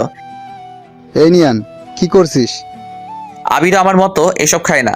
রাকিব আর রিহান অনেক জোরাজোরির পরেও আবির খায় নাই। চল বাড়ি যাবি। আবির আমাকে বাইকে করে বাড়িতে নিয়ে আসলো। আমাকে বাসার সামনে পৌঁছে দিয়ে আবির চলে গেল। আমার কাছে ঘরের দ্বিতীয় চাবি ছিল, সেটা দিয়ে আমি ঢুকলাম। মাথা ঘুরছে, হাঁটতে পারছি না, কষ্ট করে রুমে আসলাম। দরজা ধাক্কা দিতেই খুলে গেল। পিচিটা বিছানাতেই বসা ছিল, আমাকে দেখে উঠে এসে বলল, এতক্ষণে আসলে? আমি কিছু বললাম না। পিচিটার দিকে ঘোর লাগা চোখে তাকিয়ে রইলাম। আজ পিচিটাকে দেখে আমার ভিতরে কী রকম জানি একটা উত্তেজনা ফিল করছি। আমি পিচিটাকে বললাম, এই তুই আমার বউ না? আয় আয় আমার কাছে আয়। এ কি তোমার মুখ থেকে কিসের ওকে বলতে না দিয়ে ওর ঠোঁটে আমার ঠোঁট লাগিয়ে দিলাম। তারপর পিচিটার ঠোঁট ছেড়ে দিয়ে পিচিটাকে ধাক্কা দিয়ে বিছানাতে ফেলে দিলাম।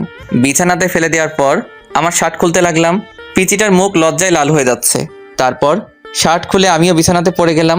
বিছানাতে পড়ে পিচিটাকে জড়িয়ে ধরলাম। ও আমাকে ছিটকে মেরে দূরে সরে গেল। আমি আবার পিচিটাকে টেনে আমার কাছে নিয়ে আসলাম। ও আমাকে এড়ানোর চেষ্টা করছে, বারবার দূরে সরে যাওয়ার চেষ্টা করছে। এবার ওরে আমি ওর শরীরের উপরে উঠে ওর একটা ঠোঁটে আমার একটা ঠোঁট বসিয়ে চলে গেলাম অন্য জগতে। সকালে ঘুম থেকে উঠে বিছানাতে বসলাম, মাথাটা ঝিমঝিম করছে। হঠাৎ আমার খেয়াল হলো আমার শরীরে কোনো কাপড় নেই। কাপড় নাই বলতে একটা সুতাও নাই, শুধু পাতলা একটা চাদর দিয়ে সারা শরীর ঢাকা। কাল রাতের কথা মনে পড়তেই আমি চমকে উঠলাম। শিট, এটা আমি কি করলাম? বলেই বিছানাতে একটা ঘুষি দিলাম। আমার প্রায় কান্না চলে আসছে। পাশে তাকিয়ে দেখলাম পিচ্চিটা আছে নাকি।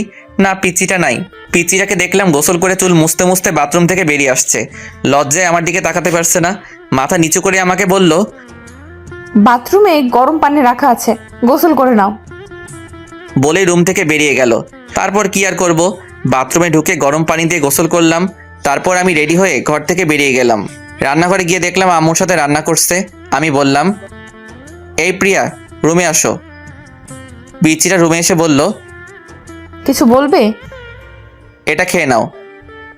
কিসের ওষুধ এটা? এটা পিল। তারপর ও আমার দিকে বাঁকা চোখে তাকালো। পিল শব্দটা শুনে পিচিটা আমার থেকে কয়েক পা পিছিয়ে গেল। মুখটা মলিন করে আমার দিকে হা করে তাকিয়ে রইল। আমি বললাম, সরি, প্লিজ আমাকে মাফ করে দিও। রাতে যে কি হয়েছিল আমার, সত্যি বলছি, তখন আমার কোনো হুঁশ জ্ঞান ছিল না। পিচিটা কোনো কথা বলছে না, শুধু চোখ দিয়ে অনর্গল পানি ধরে যাচ্ছে। আমি বললাম, প্লিজ তুমি কেঁদো না। তুমি কাঁদলে আমি নিজেকে কোনো দিন ক্ষমা করতে পারবো না। প্লিজ পিলটা খেয়ে নাও। বলে আমি রুম থেকে বেরিয়ে গেলাম। প্রিয়া সেখানেই স্তব্ধ হয়ে কিছুক্ষণ দাঁড়িয়ে রইল। তারপর দৌড়ে বাথরুমে ঢুকে গেল। বাথরুমে ঢুকেই শাওয়ার ছেড়ে শাওয়ারের নিচে বসে হাউমাউ করে চিৎকার করে কান্না করতে লাগলো। এখন প্রিয়া যত জোরেই কান্না করুক না কেন, সেই কান্নার আওয়াজ বাইরে যাবে না। তাই ইচ্ছা মতো চিৎকার করে কান্না করতে লাগলো। প্রিয়া ভেবেছিল কাল রাতের ঘটনার পর আমি তাকে আর দূরে সরিয়ে রাখতে পারবে না। এখন আমি তাকে মেনে নিব, কিন্তু একটু আগে যখন আমি তার হাতে পিলটা ধরিয়ে দিলাম, তখন মাথায় যেন আকাশ ভেঙে পড়লো। এইটুকু একটা পিলকে প্রিয়ার কাছে মনে হয়েছিল যেন এটা পৃথিবীর সবচেয়ে ভারী একটা জিনিস। সেই ভারী জিনিসটা আমি প্রিয়ার হাতে ধরিয়ে দিলাম। আমি রুম থেকে বের হয়ে এসে ড্রয়িং রুমের সোফাতে বসলাম। মনে মনে ভাবতে লাগলাম, আমি কি মেয়েটার সাথে একটু বেশি অপরাধ করে ফেলেছি? আমি যদি মেয়েটাকে স্ত্রী হিসেবে নাই মানতে পারি, তাহলে কেন আমি মেয়েটার সতীত্ব নষ্ট করলাম? নিজেকে নিজের কাছে অনেক অপরাধ বোধ হচ্ছে। মনে হচ্ছে যেন আমি এই পৃথিবীর সবচেয়ে বড় অপরাধী। মেয়েটার জন্য অনেক মায়া হচ্ছে। পিচিটার আর আমার ডিভোর্স পেপার আসতে আর মাত্র 4 দিন বাকি। পিচিটা এখন আমার সাথে আগের মতো কথা বলে না, আগের মতো পাগলামি করে না। কিছু জিজ্ঞেস করলে শুধু সেটার উত্তর দেয়। উত্তর দেওয়ার ধরন এমন, হ্যাঁ, না, ঠিক আছে, এর বেশি পিচিটা আমার সাথে একটা কথাও বলে না। এখন কলেজে আমাকে ছাড়াই একা একাই চলে যায়। আমি বলেছিলাম আমার সাথে যেতে, কিন্তু পিচিটা বলে সে নাকি একা যেতে পারবে। আমি পিচিটার সেই পাগলামিগুলোকে অনেক মিস করি। পিচিটার কিছু হলে একটুতেই কেঁদে ফেলা, আমাকে বারবার আব্বুর ভয় দেখানো, এইগুলো অনেক মিস করি। আজ বন্ধুদের সাথে কিছুক্ষণ আড্ডা দেওয়ার পর চলে আসলাম পিচিটার কলেজের সামনে। কিছুক্ষণ পর পিচিটা বেরিয়ে আসলো। আমি পিচিটাকে বললাম, বাইকে উঠো। পিচিটা কিছু না বলে আমাকে পাশ কাটিয়ে একটা রিক্সাতে উঠে গেল। আমি পিচিটার কাণ্ড দেখে বোকা বনে গেলাম। যে মেয়েটা আমার বাইকের পেছনে উঠতে সবসময় পাগল হয়ে থাকতো, সেই মেয়ে আজ আমার সামনে দিয়ে একটা রিক্সাতে উঠলো।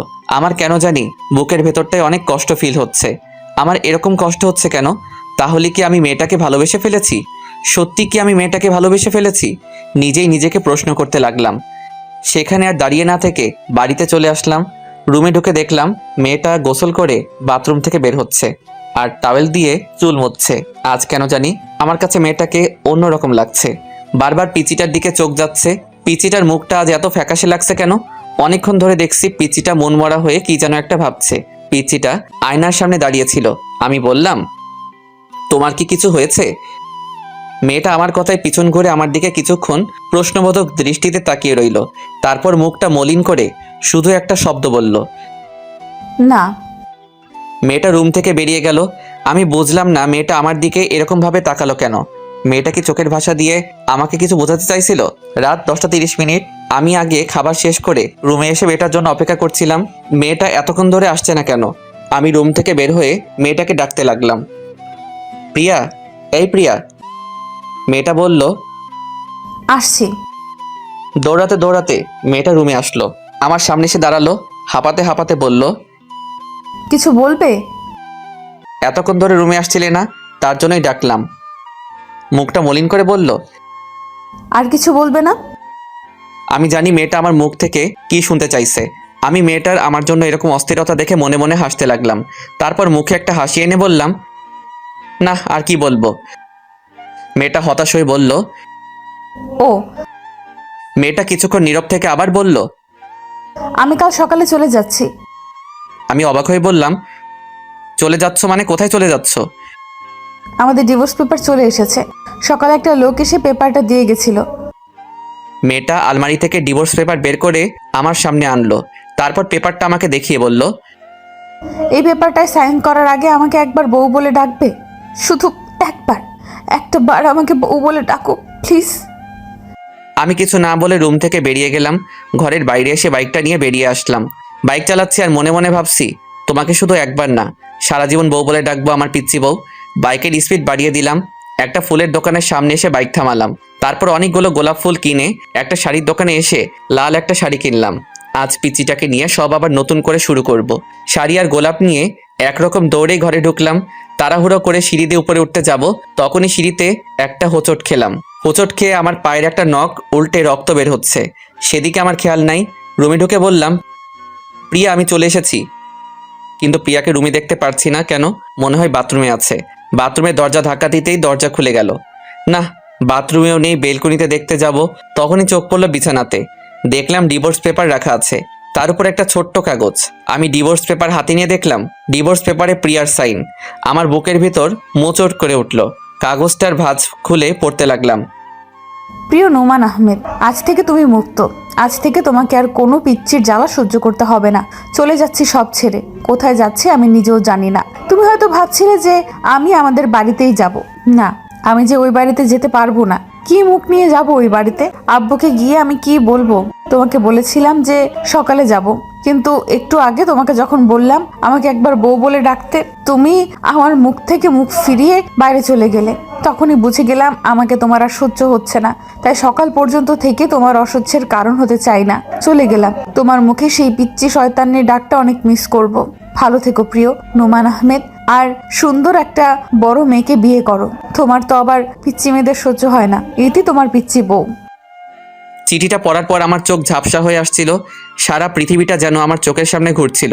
সাথে সাথে সেখানেই বসে পড়লাম। জোরে একটা চিৎকার দিলাম, প্রিয়া, তুমি এটা কি করলে প্রিয়া? আমি তোমাকে কোথাও যেতে দিব না বলেই দৌড়ে রুম থেকে বেরিয়ে গেলাম। বাইক স্টার্ট দিয়ে কোন দিকে যাব কিছুই বুঝতে পারছি না। অতপর কোনো দিশা না পেয়ে সামনের দিকে যেতে লাগলাম। প্রিয়ার কথায় আসি। রাস্তা দিয়ে আনমনে হাঁটছে প্রিয়া। চোখ দিয়ে অঝোর বৃষ্টি পড়ছে। বাতাসে চুলগুলো উঠছে। কোথায় যাচ্ছে সে নিজেও জানে না।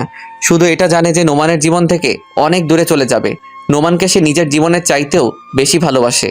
সেই ছোটবেলা থেকে নোমান তার মনে জায়গা নিয়ে আছে। আজ সেই মনের মানুষটাকে ছেড়েই অনেক দূরে চলে যাচ্ছে সে। প্রিয়া মনে মনে ভাবছে, সে কি দূরে চলে গেলে নোমানকে ভুলে থাকতে পারবে? আবার নিজেকে নিজেই উত্তর দিচ্ছে, নিজেকে ভুলতে পারে কিন্তু নোমানকে কোনো দিনও ভুলে থাকতে পারবে না। এসব ভাবতে ভাবতে কোন সময় যে মাঝ রাস্তায় চলে এসেছে নিজেও জানে না। পেছন থেকে হঠাৎ একটা কার এসে প্রিয়াকে অনেক জোরে ধাক্কা দিল। প্রিয়া ছিটকে অনেক দূরে গিয়ে পড়ল। আস্তে আস্তে চোখ বন্ধ হয়ে আসছে। প্রিয়ার চোখ বন্ধ করার আগে চোখে ঝাপসা দেখতে পেল একটা লোক তাকে পাজা করে কোলে তুলছে। আমার কথায় আসি, হন্যে হয়ে প্রিয়াকে এদিক সেদিক খুঁজে বেড়াচ্ছি। কিন্তু কোথাও খুঁজে পাচ্ছি না। কোথায় গেল মেয়েটা? তাহলে কি মেয়েটাকে আর খুঁজে পাবো না? আর খুঁজে পাবো না সেই কথা মনে পড়তেই বাইক থামিয়ে বাইক থেকে নেমে সেখানেই রাস্তার পাশে বসে পড়লাম। তাহলে আমি কি আমার পিচিটাকে হারিয়ে ফেলেছি? না, এটা হতে পারে না। বলেই জোরে একটা চিৎকার দিলাম, প্রিয়া! চিৎকার করে কান্না করতে লাগলাম আর জোরে জোরে বলতে লাগলাম, প্রিয়া তুমি কোথায়? প্লিজ আমাকে ছেড়ে কোথাও যেও না প্রিয়া। প্রিয়া, আমি তোমাকে অনেক ভালোবাসি প্রিয়া। এই পিচ্ছি শয়তানি, তুই শুনতে পারছিস? আমি তোকে অনেক ভালোবাসি। হাউমাউ করে কান্না করতে লাগলাম। এই প্রিয়া, তুমি আমার থেকে একবার বউ ডাক শুনতে চেয়েছিলে না? এই যে আমি তোমাকে বউ ডাকছি। বউ, এই বউ, তুমি কোথায়? বউ, তুই শুনতে পারছো? আমি তোমাকে বউ ডাকছি। কি আল্লাহ, তুমি আমার পিচ্ছি বউকে আমার কাছে এনে দাও। আমি যে ওকে ছাড়া বাঁচবো না আল্লাহ, সব দোষ আমার। বলেই পাশের ল্যাম্পপোস্টে নিজের মাথা বাড়ি দিতে লাগলাম। বাড়ি দিতে দিতে একসময় আমার মাথা দিয়ে রক্ত ঝরতে লাগলো। তবু আমি থামছি না, মাথায় বাড়ি দিয়ে চলছি। হঠাৎ আমার চোখে অন্ধকার হয়ে আসলো, আমার মাথা ঘুরতে লাগলো। তারপর আমি মাটিতে লুটিয়ে পড়লাম। এরপরে কি হয়েছিল আমার আর কিছু মনে নেই। প্রিয়া বলে চিৎকার দিয়ে উঠলাম। এ কি, আমি কোথায়? সারা রুমে চোখ বোলাতেই বুঝতে পারি এটা একটা হসপিটাল। মাথায় ব্যথা অনুভব করলাম, মাথায় হাত দিয়ে দেখি ব্যান্ডেজ। আমার চিৎকার শুনে আম্মু দৌড়ে ক্যাবিনে ঢুকলেন। আম্মু আমার পাশে এসে বসে বললেন, এখন কেমন লাগছে নোমান? আমি আম্মুর প্রশ্নের উত্তর না দিয়ে কান্না করতে করতে বললাম, আম্মু প্রিয়া।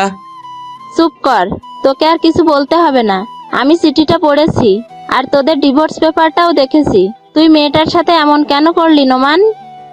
বলে আম্মু কান্না করতে করতে কেবিন থেকে বেরিয়ে গেলেন। আমি অসুস্থ না হলে হয়তো আম্মু আমার গালে কষে একটা চড় মারতেন। আমার অসুস্থতার জন্য সেটা করলেন না। আমার প্রিয়ার কথা মনে পড়তেই আমার বুকটা কেঁপে উঠল।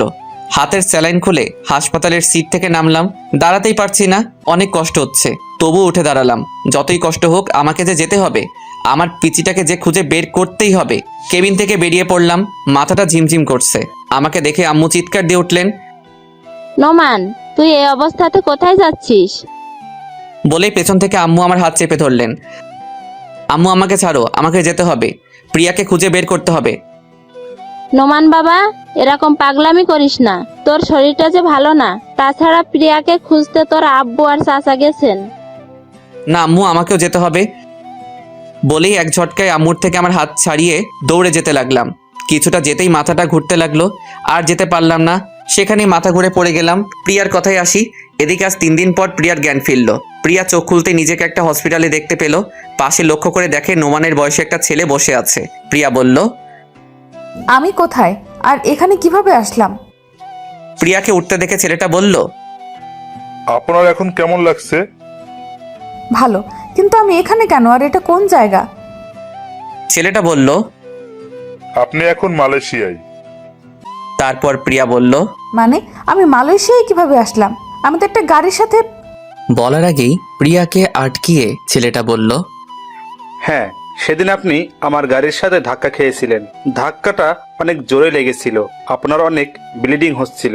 আমি আপনাকে সেখানকার একটা হসপিটালে নিয়ে যাই। অনেকক্ষণ আপনার চিকিৎসা চলার পর ডাক্তার বেরিয়ে এসে বলে 72 ঘন্টার ভিতরে আপনার জ্ঞান না ফিরলে আপনাকে আর বাঁচানো সম্ভব হবে না। অতঃপর উন্নত চিকিৎসার জন্য সেদিন আপনাকে আমি মালয়েশিয়া নিয়ে আসি। আর আজ ঠিক 71 ঘন্টা পর আপনার জ্ঞান ফিরল। আপনি আমাকে কেন বাঁচালেন? আমি মরে গেলেই তো ভালো হতো। আমার সামনে একজন মানুষ মারা যাবে সেটা আমি চেয়ে চেয়ে দেখব? তা আবার আমার গাড়ির সাথে অ্যাক্সিডেন্ট হয়েছে। আচ্ছা, আপনি সেদিন মাঝ রাস্তা দিয়ে হাঁটছিলেন কেন? আর মরে গেলে ভালো হতো এটা কেন বলছেন? প্রিয়া নোমানের সাথে ঘটে যাওয়া সব ঘটনাই ছেলেটাকে বলল। সব বলার পর ছেলেটার দিকে তাকাতেই দেখলো ছেলেটার চোখে পানি। ছেলেটা বলল, একটা মেয়ে একটা ছেলেকে এতটা ভালোবাসতে পারে? প্রিয়া কিছু বলল না, শুধু চোখ দিয়ে পানি ঝরছে।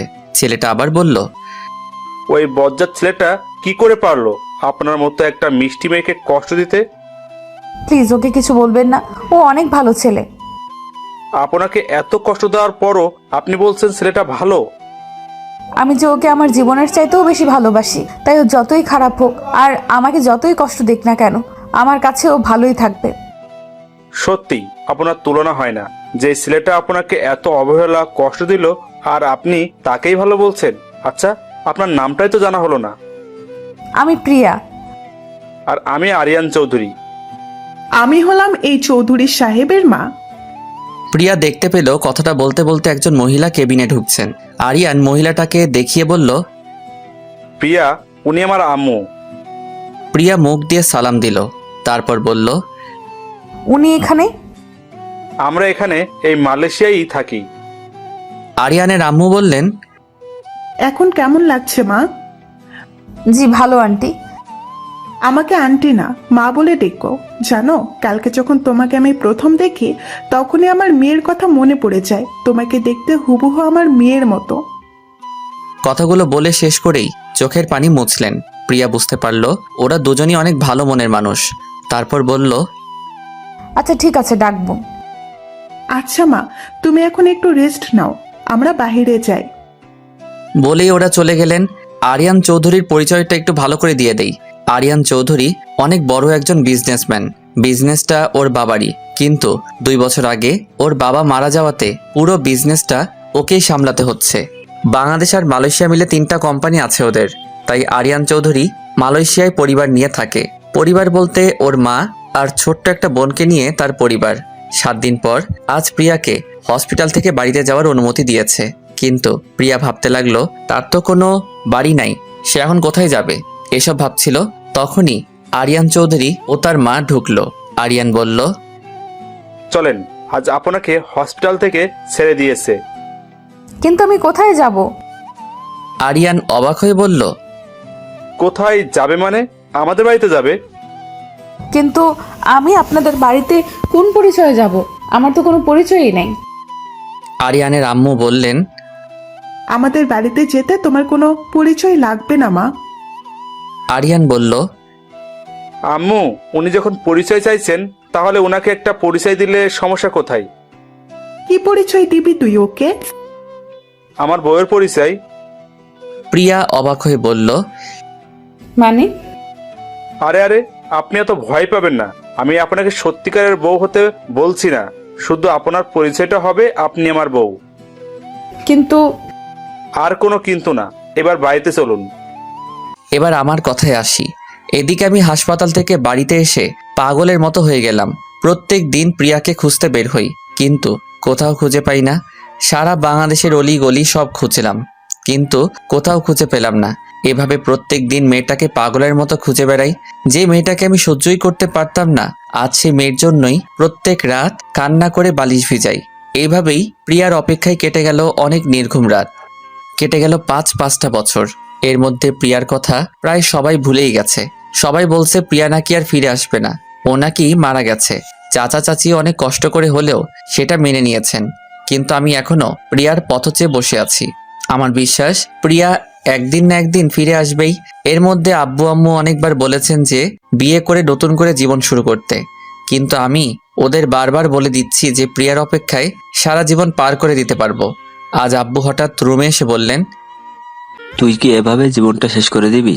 তোর কি মনে হয় মেয়েটা এখনো বেঁচে আছে? আর বেঁচে থাকলেও কি তোর জন্য বসে আছে নাকি? বেঁচে থাকলে হয়তো কারোর সাথে বিয়ে হয়ে সংসার করছে। আব্বু প্লিজ। তোকে আমি 2টা অপশন দিচ্ছি, বিয়ে কর, নয়তো চাকরি বাকরি কিছু একটা করে জীবন নতুন করে শুরু কর। কিছুক্ষণ চুপ থেকে বললাম, ওকে আব্বু, আমি চাকরি করব। আব্বু একটা স্বস্তির নিঃশ্বাস ফেলে চলে গেলেন। পরের দিন আমি একটা চাকরির ইন্টারভিউ দিতে যাই। ইন্টারভিউ দেওয়ার পর আমাকে কিছুক্ষণের জন্য ওয়েটিংয়ে রাখে। আমাকে কিছুক্ষণ পর আবার আমাকে ডাকে। আমাকে বলে, কংগ্রাচুলেশন, আপনার চাকরি হয়ে গেছে, কিন্তু সেটা মালয়েশিয়ায়। আপনার সব রেজাল্ট ভালো দেখে আমরা আমাদেরই একটা কোম্পানিতে ট্রান্সফার করে দেই। মালয়েশিয়ার কথা শুনে কেন জানি আমি হ্যাঁ বলে দেই। আমার কেন জানি মনে হচ্ছে মালয়েশিয়ায় কিছু একটা আছে। বাড়িতে এসে আব্বুকে বলতেই আব্বু অনেক খুশি হলেন। রাতের খাবার খেয়ে রুমে এসে ঘুমানোর চেষ্টা করছি, কিন্তু ঘুম আসছে না।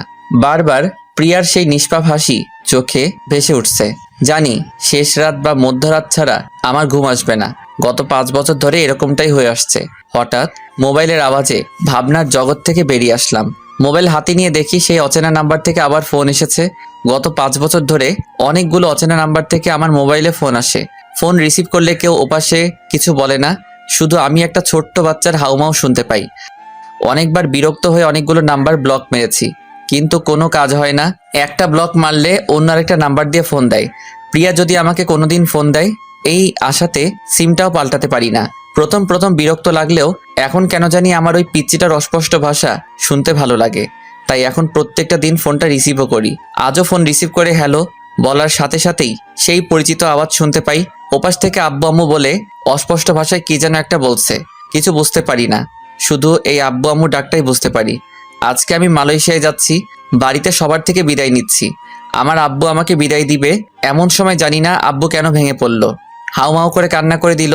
এই কয়েকদিন খুশি ছিল আমি মালয়েশিয়া যাব, আর আজকে আমার যাওয়ার সময় আব্বু হাউমাউ করে কান্না করতে শুরু করে দিল। আম্মুর থেকে বিদায় নিব, আম্মু মেনেই নিতে পারছে না। আম্মু পুরাই ভেঙে পড়ছে।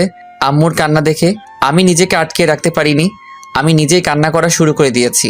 আমার কান্না করা দেখে আমার আব্বু আম্মু দুজন আমাকে জড়িয়ে ধরে অনেক জোরে জোরে কান্না করা শুরু করে দিয়েছে। আমিও অনেক কান্না করতে লাগলাম। ওইদিকে সময় পেরিয়ে যাচ্ছে। যাই হোক, অনেক কষ্টে বিদায় নিলাম। আজ মনে হচ্ছে পৃথিবীতে আব্বু আম্মুই বেস্ট। সারা জীবন আব্বুকে ভয় পেতাম, আর আজকে মনে হচ্ছে আব্বুই সবকিছু। বোনের কথায় আসি, আমার বোন অবন্তী, জানি না ওর কি হলো। সবাইকে দেখতে পাচ্ছি কিন্তু অবন্তীকে দেখতে পাচ্ছি না। আম্মুকে কান্না করতে করতে জিজ্ঞাসা করলাম, আম্মু অবন্তী কোথায়? আম্মু কান্না করতে করতে বলল ওর নিজের ঘরেই আছে। আমি দৌড়ে গেলাম, যে দেখি আমার বোন অবন্তী বালিশের উপরে শুয়ে শুয়ে কান্না করছে। আমি অবন্তী বলে ডাক দেওয়ার সাথে সাথে উঠে আমাকে জড়িয়ে ধরে অনেক জোরে জোরে হাউমাউ করে কান্না করতে লাগলো। ভাইয়া, এই ভাইয়া, তুই কোথায় যাচ্ছিস? মালয়েশিয়ায় তোর বোনকে নিবি না? ঝগড়া করবি না আমার সাথে? আমাকে আব্বু আম্মুর কাছে বকা শোনাবি না? ভাই রে, তুই আমাকে ছেড়ে যাইস না, থাকতে পারবো না। ওরে আমি কি সান্ত্বনা দিব? ওর কথায় আমি নিজেকে আর কন্ট্রোল করতে পারিনি। আমি ওরে জড়িয়ে ধরে কান্না করা শুরু করে দিলাম। আমি বললাম, এই পাগলি, কান্না করস কেন? তোর ভাই কি একেবারে চলে যাচ্ছে নাকি আবার ফিরে আসবে? পাগলি বোন বলল, ভাইয়া তুই দেশে থাক, মালয়েশিয়া যাওয়ার কোনো প্রয়োজন নেই। আজ মনে হচ্ছে যার একটি বোন আছে তার কাছে আরেকটি পৃথিবী আছে। ওর কথা শুনে আমি আর সহ্য করে থাকতে পারলাম না, ওরে জড়িয়ে ধরে কান্না করা শুরু করে দিলাম। জানি না কেন চোখের পানি ধরে রাখতে পারি নাই। যাই হোক, অনেক কষ্ট অনেক অনুভূতি নিয়ে এয়ারপোর্টে চলে আসলাম। এয়ারপোর্টে এসে ওই দিন যেই লোকটা আমার ইন্টারভিউ নিয়েছিল সেই লোকের সাথেই আরও অনেকগুলো লোকজন দেখতে পেলাম। পরে জানতে পারলাম ওরাও আমার মতোই মালয়েশিয়াতে চাকরি করতে সিলেক্ট হয়েছে। ওদের মধ্যে একজনের সাথে আমার অনেক ভাব জমে গেল। ওর নাম জিসান। বিমানে আমার পাশের সিটে বসেছিল। ওর সাথে মিশে বুঝতে পারলাম ছেলেটা একটু বেশি চঞ্চল টাইপের, অনেক বেশি কথা বলে। ফ্লাইট ল্যান্ড করলো মালয়েশিয়ায়। আমি মালয়েশিয়ার মাটিতে পা রাখতেই আমার বুকটা কেঁপে উঠল। বুঝতে পারলাম না কেন হলো এমনটা। মালয়েশিয়া নামটা শোনার পর থেকেই আমার কেমন যেন অদ্ভুত একটা ফিলিংস কাজ করছিল। আমরা যে কোম্পানিতে কাজ করতে আসছি সেই কোম্পানিরই কয়েকজন লোক এসে আমাদের একটা হোটেলে নিয়ে গেল। আজকে রেস্ট নিয়ে কালকে থেকে অফিস। আমি হোটেলে এসে আমার রুমে ঢুকলাম, ফ্রেশ হয়ে বসে আছি। বসে বসে বোর হচ্ছি, তাই ভাবলাম শহরটা একটু ঘুরে দেখি। রুম থেকে বের হতেই জিসানের সামনে পড়লাম। জিসান আমাকে দেখে হেসে বলল, কি ভাই, কোথায় বের হচ্ছেন? আসলে রুমে বসে বসে বোর হচ্ছিলাম, তাই একটু ঘুরতে যাচ্ছি। আমিও সেম ভাই, চলেন আমিও যাব আপনার সাথে। তাহলে তো ভালোই হলো, আমাকেও একা একা ঘুরতে হবে না, চলেন। হোটেলের বাইরে বের হয়ে জিসানকে বললাম, কোথায় যাওয়া যায় বলেন তো? আমি তো এখানকার জায়গা তেমন চিনি না। আমি চিনি ভাই, চলেন ভাই আমরা এখানকার সবচেয়ে বড় শপিং মলে যাই। অনেক সুন্দর একটা শপিং মল, আমার একটা জিনিস কিনতে হবে। আচ্ছা চলুন। একটা ট্যাক্সি নিয়ে শপিং মলের সামনে এসে নামলাম।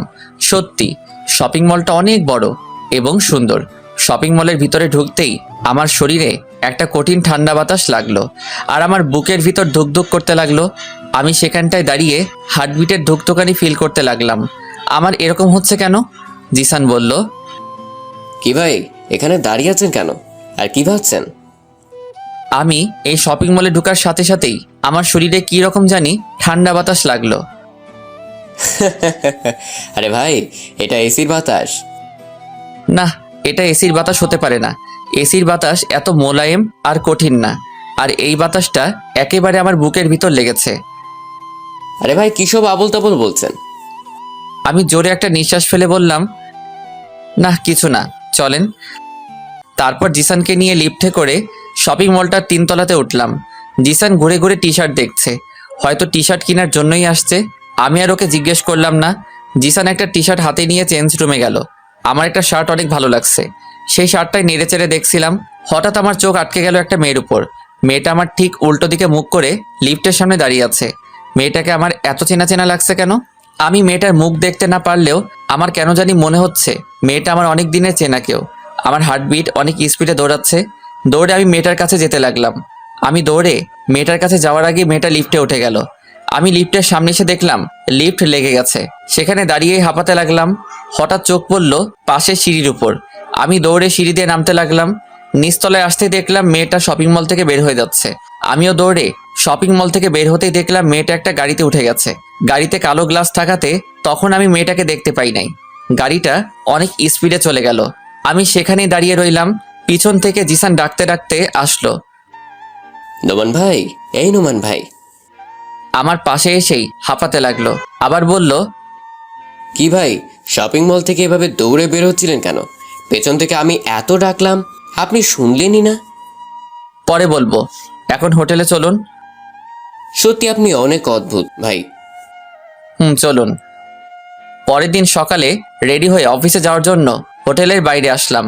পিছন থেকে জিসান এসে বলল, কি ভাই, আমাকে ফেলেই চলে যাচ্ছেন? আমি ভাবলাম আপনি হয়তো নিচে আছেন, তাই আমি নিচে আসলাম। অফিসের বস এসে আমাদের নিয়ে গেল। অফিসে আসলাম। অফিসে ঢোকা মাত্রই সেই দিনে শপিং মলের মতো একটা ঠান্ডা বাতাস লাগলো। আমি অফিসের ভিতরে ঢুকেই কেন জানি অস্থির অস্থির লাগছে। একজন এসে বলল, সবাই এক এক করে ম্যাডামের সাথে মিট করে আসুন। একজন একজন করে একটা রুমে যাচ্ছে আর 4-5 মিনিট পর পর বেরিয়ে আসছে। এইভাবে এক এক করে সবাই গেল। আমি এখনো বসে আছি। জিসান এসে বলল, ভাইজান ভাইজান ভিতরে যান আর গিয়ে পড়ি দেখে আসুন। কি বলছেন? কি পরি কোত্থেকে আসলো? আরে ভাই, এই পড়ি সেই পড়ি না, এটা মানুষ পড়ি। মানে? মানে আমাদের বসটা দেখতে একেবারে পরীর মতো। আমাদের কি মেয়ে বস নাকি? ভাই তাড়াতাড়ি যান। আমি উঠে আমাদের বস মানে মেয়েটার দরজার পাশে এসে বললাম, may I coming madam? S coming. মেয়েটার কণ্ঠ শুনে আমি চমকে উঠলাম। চোখ তুলে তাকাতেই আমি স্তব্ধ হয়ে দাঁড়িয়ে রইলাম। আমি কি দেখছি? আমি নিজের চোখকে বিশ্বাস করতে পারছি না। তখন আমার মুখ দিয়ে শুধু একটা শব্দ বেরিয়ে আসলো, প্রিয়া। আমি আমার নিজের শরীরে একটা চিমটি কেটে চোখ বন্ধ করে আবার তাকালাম। আমি ঠিকই দেখছি, প্রিয়া আমার সামনে। আমার পিচ্চি বউ আমার সামনে। কিন্তু এটা কোন প্রিয়া? এটা কি সেই পিচ্চিটা? পিচ্চিটা তো এখন পিচ্চি নাই, অনেক বড় হয়ে গেছে। এদিকে প্রিয়া আমাকে দেখে চেয়ারে বসে থাকতে পারলো না। চেয়ার থেকে উঠে দাঁড়ালো। মুখটা হা করে আমার দিকে অবাক দৃষ্টিতে তাকিয়ে রইল। আর গাল বেয়ে চোখের পানি গড়িয়ে পড়ছে। আমি যেই প্রিয়ার কাছে এগিয়ে গিয়ে কিছু বলতে যাব, তখনই আমার পিছন থেকে একটা বাচ্চা বলে উঠল, আম্মু। আমি পিছনে তাকিয়ে দেখলাম একটা লোকের কোলে 3-4 বছর বয়সী একটা বাচ্চা। লোকটা হয়তো ড্রাইভার, কিন্তু বাচ্চাটা আম্মু বলল কাকে? বাচ্চাটা সেই ড্রাইভারটার কোল থেকে নেমে ছোট্ট ছোট্ট পায়ে দৌড়ে গিয়ে আম্মু আম্মু বলতে বলতে প্রিয়ার কোলে উঠল। আমার মাথায় যেন আকাশ ভেঙে পড়ল। তার মানে সেদিনের আব্বুর কথাটাই সত্যি হলো। প্রিয়া অন্য কারোর সাথে বিয়ে হয়ে সংসার করছে, আর তার প্রমাণ হলো এই বাচ্চাটা। আমার সেখানে দাঁড়িয়ে থাকতে কষ্ট হচ্ছে। বুকের ভিতর অনেক কষ্ট ফিল হচ্ছে। মনে হচ্ছে কেউ বুকে হাতুড়ি দিয়ে পিটাচ্ছে। আমি কিছুক্ষণ ওদের মা মেয়েকে দেখে কেবিন থেকে বেরিয়ে যেতে লাগলাম। পিছন থেকে প্রিয়া ডাক দিল, এই যে শুনুন। আমি ঘুরে প্রিয়ার চোখের দিকে তাকালাম। প্রিয়া একবার আমার চোখের দিকে তাকিয়ে আবার চোখ নিচে নামিয়ে বলল, অফিসের বসকে কোনোদিন নাম ধরে ডাকতে নেই, এই ভুলটা যেন আর না হয়। আমি প্রিয়ার কণ্ঠে রাগ, মান, অভিমান ফিল করলাম। কিছুক্ষণ প্রিয়ার দিকে তাকিয়ে থেকে বললাম, জি ম্যাডাম। বলেই আমি আবার বেরিয়ে যেতে লাগলাম। পিছন থেকে প্রিয়ার মেয়েটা দৌড়ে এসে আমার হাত ধরল আর তুতলিয়ে তুতলিয়ে বলল, আঙ্কেল, আমি তোমাকে চিনি। আমি মেয়েটাকে কোলে নিয়ে গালে একটা চুমু দিয়ে বললাম, কিভাবে চিনো মামুনি? তোমাকে আমি আম্মুর ফোনে দেখেছি। মেয়েটার কথা শুনে আমি প্রিয়ার দিকে তাকালাম। প্রিয়া মেয়েটাকে ধমক দিয়ে বলল, হিয়া, এদিকে আসো বলছি। মেয়েটা বলল, না, আমি যাব না, আমি আঙ্কেলের কাছে থাকবো। বলেই আমার গলা 2 হাত দিয়ে শক্ত করে জড়িয়ে ধরল। প্রিয়া রেগে সেখান থেকে উঠে এসে মেয়েটাকে আমার কোল থেকে টেনে নিয়ে নিল। মেয়েটা কান্না শুরু করে দিল। তারপর অন্যদিকে মুখ করে বলল, আপনি এখন আসতে পারেন আর গিয়ে আপনার কাজ শুরু করে দেন। আমি সেখান থেকে বেরিয়ে আসলাম। প্রিয়ার কথায় আসি, বেরিয়ে যাওয়ার সাথে সাথেই প্রিয়া কেবিনের দরজাটা লক করে এসে কান্না করতে লাগলো। প্রিয়ার চিৎকার দিয়ে কান্না করার ইচ্ছে করতেছে, কিন্তু অফিস বলে সেটা করতে পারছে না। প্রিয়া হাত দিয়ে মুখ চেপে কান্না করতে লাগলো। কান্না করছে আর বলছে, আমি কি করে পারলাম আমার নোমানের সাথে এরকম ভাবে কথা বলতে, যাকে আমি আমার জীবনের চাইতেও বেশি ভালোবেসে থাকি। আমি কি করে পারলাম এরকম ব্যবহার করতে? এইগুলো বলছে আর মুখ চেপে কান্না করছে। প্রিয়ার মেয়েটা তার মার কান্না দেখে বলল, আম্মু তুমি কেঁদো না, আমি আর যাব না ওই আঙ্কেলটার কাছে।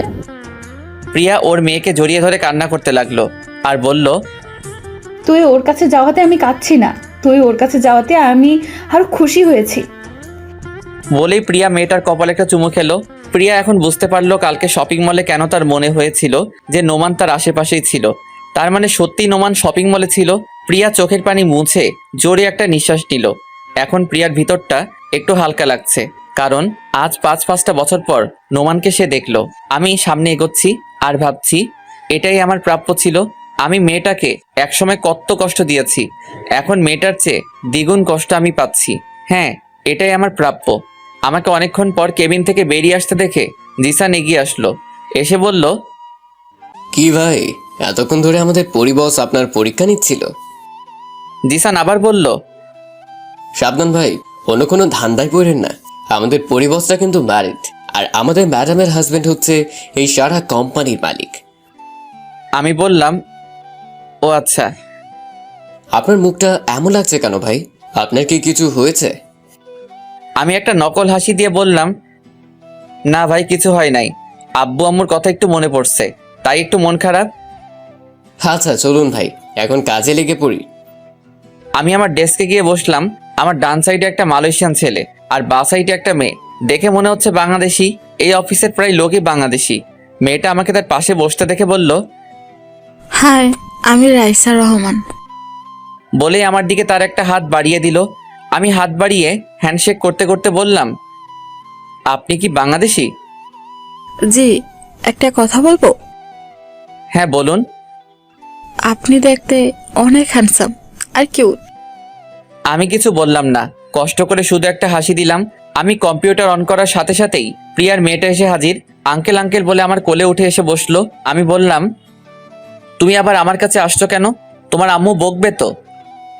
না, বকবে না, আমি আম্মুকে বলে এসেছি। আচ্ছা, তোমার নাম কি? হিয়া। প্রিয়ার ওর মেয়ের নামটা নিজের নামের সাথে মিল রেখেই রাখছে। আমি 2 হাত দিয়ে ওর গাল টিপে বললাম, খুব সুন্দর নাম, আর তুমিও অনেক কিউট। আঙ্কেল, আমিও তোমাকে এটা করি? বলেই ওর ছোট্ট ছোট্ট হাত দিয়ে আমার গাল টিপে ধরে হাসতে লাগলো। হিয়ার হাসি দেখে আমি ওর দিকে তাকিয়ে রইলাম। হিয়া সেম দিয়ার মতোই হাসছে। তারপর হিয়া আমার দাড়িতে হাত দিয়ে বলল, আঙ্কেল, এগুলোর নাম কি? এগুলোর নাম দাড়ি। হিয়া নিজের গালে হাত নিয়ে মুখ গোমড়া করে বলল, আমার নাই কেন? হিয়ার কথা শুনে আমার হাসি চলে আসলো। আমি ওর কথা শুনে হাসতে হাসতে বললাম, তোমার কোনোদিনও উঠবে না মামনি, কারণ তুমি মেয়ে। আমি আবার বললাম, আচ্ছা মামনি, তোমার আব্বু এখন কোথায়? আব্বুকে? সে কি, তুমি তোমার আব্বুকে চিনো না? প্রিয়া এতক্ষণ দাঁড়িয়ে দাঁড়িয়ে ওদের কাণ্ড দেখছিল আর হাসছিল। আমার এই প্রশ্নে হিয়াকে চুপ থাকতে দেখে প্রিয়া এদিকে এগিয়ে এসে বলল, হিয়া ওর আব্বুকে পাপা বলে ডাকে? হঠাৎ কারো কথায় পিছন ফিরে তাকিয়ে দেখলাম প্রিয়াকে দেখে আমি বসা থেকে উঠে দাঁড়ালাম। প্রিয়া কথাটা বলেই আমার দিকে তাকিয়ে রইল। আমি ওর থেকে চোখ নামিয়ে বললাম, সরি ম্যাডাম, আসলে আপনার মেয়ে আমার কাছে। আমাকে বলতে না দিয়ে প্রিয়া বলল, ইটস ওকে। তারপর প্রিয়া হিয়াকে আমার পাশ থেকে তুলে নিয়ে যেতে যেতে বলল, চল হিয়া, কিছু খাবে? বাড়ি থেকে না খেয়েই চলে এসেছো। আমার দিকে একবার তাকিয়ে চলে যেতে লাগলো। পাশ থেকে রাইসা এতক্ষণ আমাদের দেখছিল। আমাকে বলল, আমাদের ম্যাডাম কি আপনার পরিচিত কেউ? আমি মেয়েটার প্রশ্ন শুনে চুপ করে রইলাম। আমি মেয়েটাকে কি বলবো কিছু বুঝে উঠতে পারতেছি না। জি। রাইসা আমাকে আর কিছু প্রশ্ন করার আগে আমি বললাম, এক্সকিউজ মি, আমি একটু আসছি বলে আমি অফিসের ওয়াশরুমের দিকে যেতে লাগলাম। অফিস শেষে আমি আর জিসান দাঁড়িয়ে আছি অফিসের বাইরে। অফিসে বাসের জন্য অপেক্ষা করছিলাম। জিসান আমাকে বলল, ভাই আপনি এখানে দাঁড়ান, আমি গিয়ে দেখে আসছি বাসটা এখনো আসছে না কেন। এই বলে জিসান চলে গেল। আমি একা একা আনমনে দাঁড়িয়ে আছি।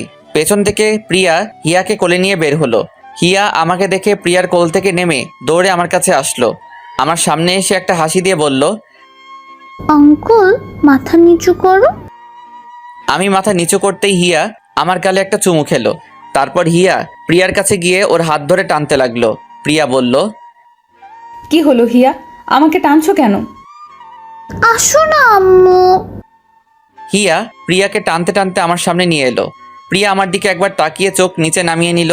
হিয়া বলল, আম্মু আঙ্কলকে চুমু দাও। আমরা দুজনই দুজনের দিকে চোখ বড় বড় করে তাকালাম। প্রিয়া লজ্জায় লাল হয়ে গেল। তারপর হিয়াকে ধমক দিয়ে বলল, হিয়া এসব কি হচ্ছে? আমি প্রিয়াকে বললাম, প্লিজ ম্যাডাম ওকে বকবেন না, আমি ওকে বুঝিয়ে বলছি। আমি হাঁটু গেড়ে বসে হিয়ার গালে হাত দিয়ে বললাম, হিয়া মামনি শোনো, তোমার আম্মু তোমার আব্বুকে মানে তোমার পাপাকে ছাড়া অন্য কোনো ছেলেকে চুমু খেতে পারবে না। কিন্তু আম্মু তো পাপ্পাকে চুমু দেয় না, আম্মু তো তোমার ফটোতে চুমু। প্রিয়া হিয়ার মুখ চেপে ধরলো। তারপর হিয়াকে কোলে নিয়ে বলল, চল হিয়া, দেরি হয়ে যাচ্ছে। বলে আমার দিকে একবার তাকিয়ে গাড়িতে উঠে গেল। গাড়িতে উঠে হিয়া আমাকে হাত নাড়িয়ে টাটা দিতে লাগলো। আমিও ওকে হাত নাড়িয়ে টাটা দিলাম। আমিও হোটেলে চলে আসলাম। রুমে ঢুকে শার্টটা খুলে একটা টাওয়েল নিয়ে বাথরুমে ঢুকলাম। বাথরুমে ঢুকে শাওয়ারটা ছেড়ে শাওয়ারের নিচে দাঁড়িয়ে রইলাম। বুকের ভিতরটা অনেক ভারী লাগছে, অনেক কষ্ট জমে আছে বুকের ভিতরে। আমার দোষে আমি আমার পিচ্চি বউটাকে হারালাম। সেদিন যদি আমি ওকে সারপ্রাইজ দেওয়ার জন্য ঘর থেকে বেরিয়ে না যেতাম, তাহলে আজ আমাকে ওকে এই অবস্থাতে দেখতে হতো না। আমার চোখের পানি আর শাওয়ারের পানি এক হয়ে নিচে পড়ছে।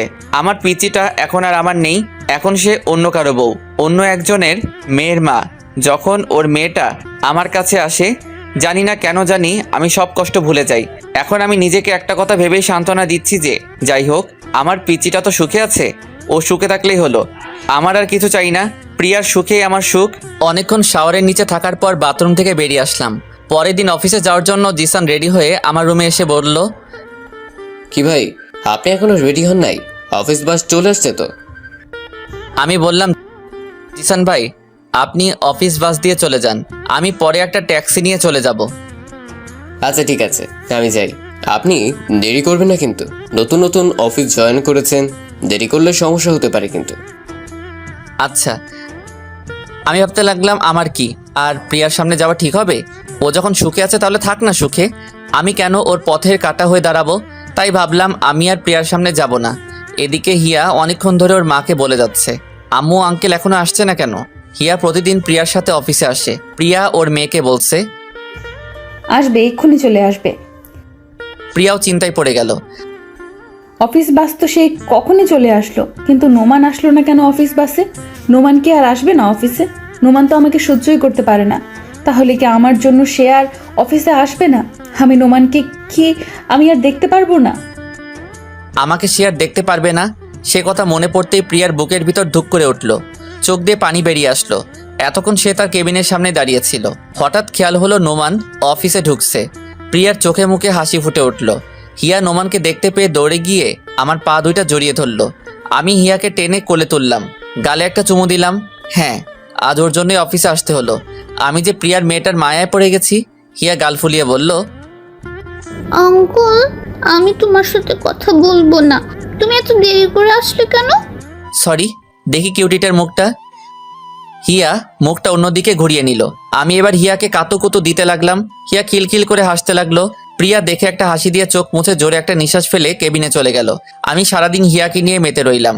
মেয়েটা অনেক পাকা পাকা কথা বলছে, আর আমি সেই কথা শুনে হাসতে হাসতে ফেটে পড়ছি। প্রিয়া বারবার কেবিন থেকে বের হয়ে এসে কিছুক্ষণ দেখে, তারপর একটা হাসি দিয়ে আবার নিজের কেবিনে চলে যায়। এইভাবেই সারাটা দিন কেটে গেল। জিসান এসে বলল, ভাই হোটেলে যাবেন না? অফিস তো শেষ হয়ে গেল। আমার যাওয়ার কথা শুনেই হিয়া আমার গলা জড়িয়ে ধরল। না আঙ্কল যাবে না। আমি জিসানকে বললাম, জিসান ভাই আপনি অফিস বাস দিয়ে চলে যান, আমি সকালের মতো ট্যাক্সি দিয়ে চলে যাব। জিসান চলে গেল। কিছুক্ষণ পর প্রিয়া কেবিন থেকে বেরিয়ে আমাদের কাছে এসে হিয়াকে বলল, হিয়া আস, আমরা বাসায় যাব। হিয়া এবার আমার কাঁধে মুখ লোকালো, তারপর বলল, না, আমি যাব না। আমি বললাম চলেন, আমি আপনাদের গাড়িতে তুলে দিয়ে আসছি। অফিসের বাইরে এসে প্রিয়ার গাড়ির সামনে আসলাম। প্রিয়া আগে গিয়ে গাড়িতে বসলো। আমি হিয়াকে বললাম, আমার দিকে তাকাও। হিয়া আমার কাঁধ থেকে মুখ তুলে তাকালো। আমি বললাম, যাও এখন বাসায়, তুমি এরকম করলে কিন্তু আমি কালকে আর এখানে আসবো না। হিয়া আমার কথা শুনে গাড়িতে উঠে গিয়ে বসলো। আমি হিয়ার গালে একটা চুমু দিয়ে সেখান থেকে চলে যেতে লাগলাম। হঠাৎ পিছন থেকে প্রিয়া ডাক দিল। এই যে শুনো। আমি পিছন ফিরে তাকাতেই দেখলাম প্রিয়া গাড়ি থেকে মুখটা বের করে আছে। আমি বললাম, জি বলুন। অফিসের বাস তো চলে গেছে, তুমি কিভাবে যাবে? প্রিয়ার মুখে তুমি ডাক শুনে ওর দিকে অবাক চোখে তাকিয়ে রইলাম। প্রিয়া আবার বলল, আমি তোমাকে কিছু প্রশ্ন করছি। ও জি, আমি ট্যাক্সি দিয়ে চলে যাব। তুমি যদি কিছু মনে না করো, আমি তোমাকে পৌঁছে দিতে পারি। থ্যাংক ইউ, লাগবে না, আমি চলে যেতে পারবো। প্রিয়া মুখটা কালো করে ফেললো। হিয়া বলল, আঙ্কেল চলো না আমাদের সাথে। আমি হিয়ার মুখের দিকে তাকিয়ে আর না করতে পারলাম না। উঠে গেলাম ওদের গাড়িতে। আমি একপাশে আর দিয়া একপাশে, আর হিয়া মাঝখানে। হিয়া আমার কোলে উঠে এসে বসলো। কেউ কোনো কথা বলছি না। কিছুক্ষণ চুপ থাকার পর হুট করে প্রিয়া বলল, তোমার বউকে কি এখানে মালয়েশিয়া সাথে করে নিয়ে এসেছো? আমি প্রিয়ার কথা শুনে হাসতে লাগলাম। বউ, কি হলো, হাসছো কেন? আমি হাসির কিছু বলেছি? আমার কপালে বউ নাই। মানে তুমি কি সব অদ্ভুত কথা বলছো? সত্যি তো বলছি, এখানে অদ্ভুতের কি আছে? মানে তুমি এখনো বিয়ে করো নাই? না, বললাম না আমার কপালে বউ নাই। কেন বিয়ে করো নাই? তুমি জেনে কি করবে? প্লিজ বলো না, কেন বিয়ে করো নাই? আমি কিছুক্ষণ চুপ করে রইলাম। তারপর প্রিয়ার চোখে চোখ রেখে বললাম, তোমার জন্য। প্রিয়া অবাক হয়ে বলল, আমার জন্য মানে?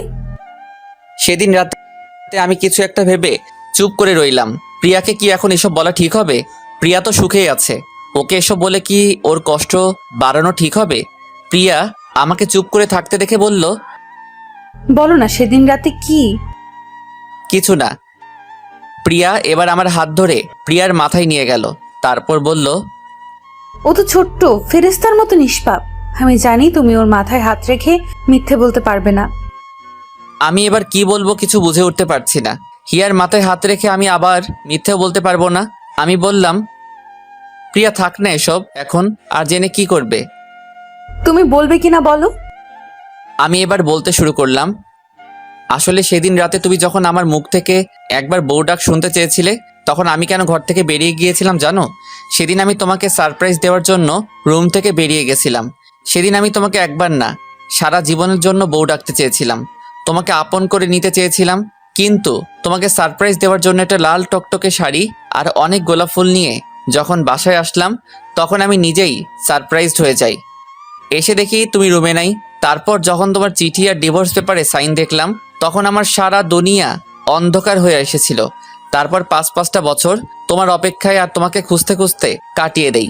সবাই তো ভেবে নিয়েছিল যে তুমি আর বেঁচে নেই, কিন্তু একমাত্র আমিই জানতাম তোমাকে আমি একদিন না একদিন খুঁজে পাবো। কিন্তু এভাবে যে পেয়েও তোমাকে হারাতে হবে সেটা ভাবিনি। আমি এক নিঃশ্বাসে কথাগুলো বলে ফেললাম। প্রিয়ার দিকে তাকিয়ে দেখলাম গাল বেয়ে চোখের পানি গড়িয়ে পড়ছে। আমার দিকে মায়া ভরা চোখে তাকিয়ে আছে। আমারও চোখ দিয়ে পানি বের হয়ে এসেছিল। আমি সেটা মুছে প্রিয়াকে বললাম, এই পাগলি, কাঁদছো কেন? আমি কিন্তু এখন আর কষ্ট পাচ্ছি না, কারণ তুমি সুখে আছো। তোমার সুখেই আমার সুখ। প্রিয়ার এখন অনেক ইচ্ছে করছে আমাকে জড়িয়ে ধরতে, কিন্তু ধরলো না, নিজেকে কন্ট্রোল করলো। আর মনে মনে বলতে লাগলো, আমাকে এতদিন অনেক কষ্ট দিয়েছো, এখন তোমার নিজের কিছু কষ্ট পাওয়া প্রাপ্য। প্রিয়ার ভিতরে ভিতরে অনেক খুশি হচ্ছে এই ভেবে যে আমার নোমান আমাকে ভালোবাসে। আমার জন্য সে এতটা বছর অপেক্ষা করলো, কিন্তু সে খুশিটা প্রকাশ করলো না। চোখের পানি মুছে চুপ করে বসে রইলো আর বারবার আমার দিকে আর চোখে তাকাতে লাগলো।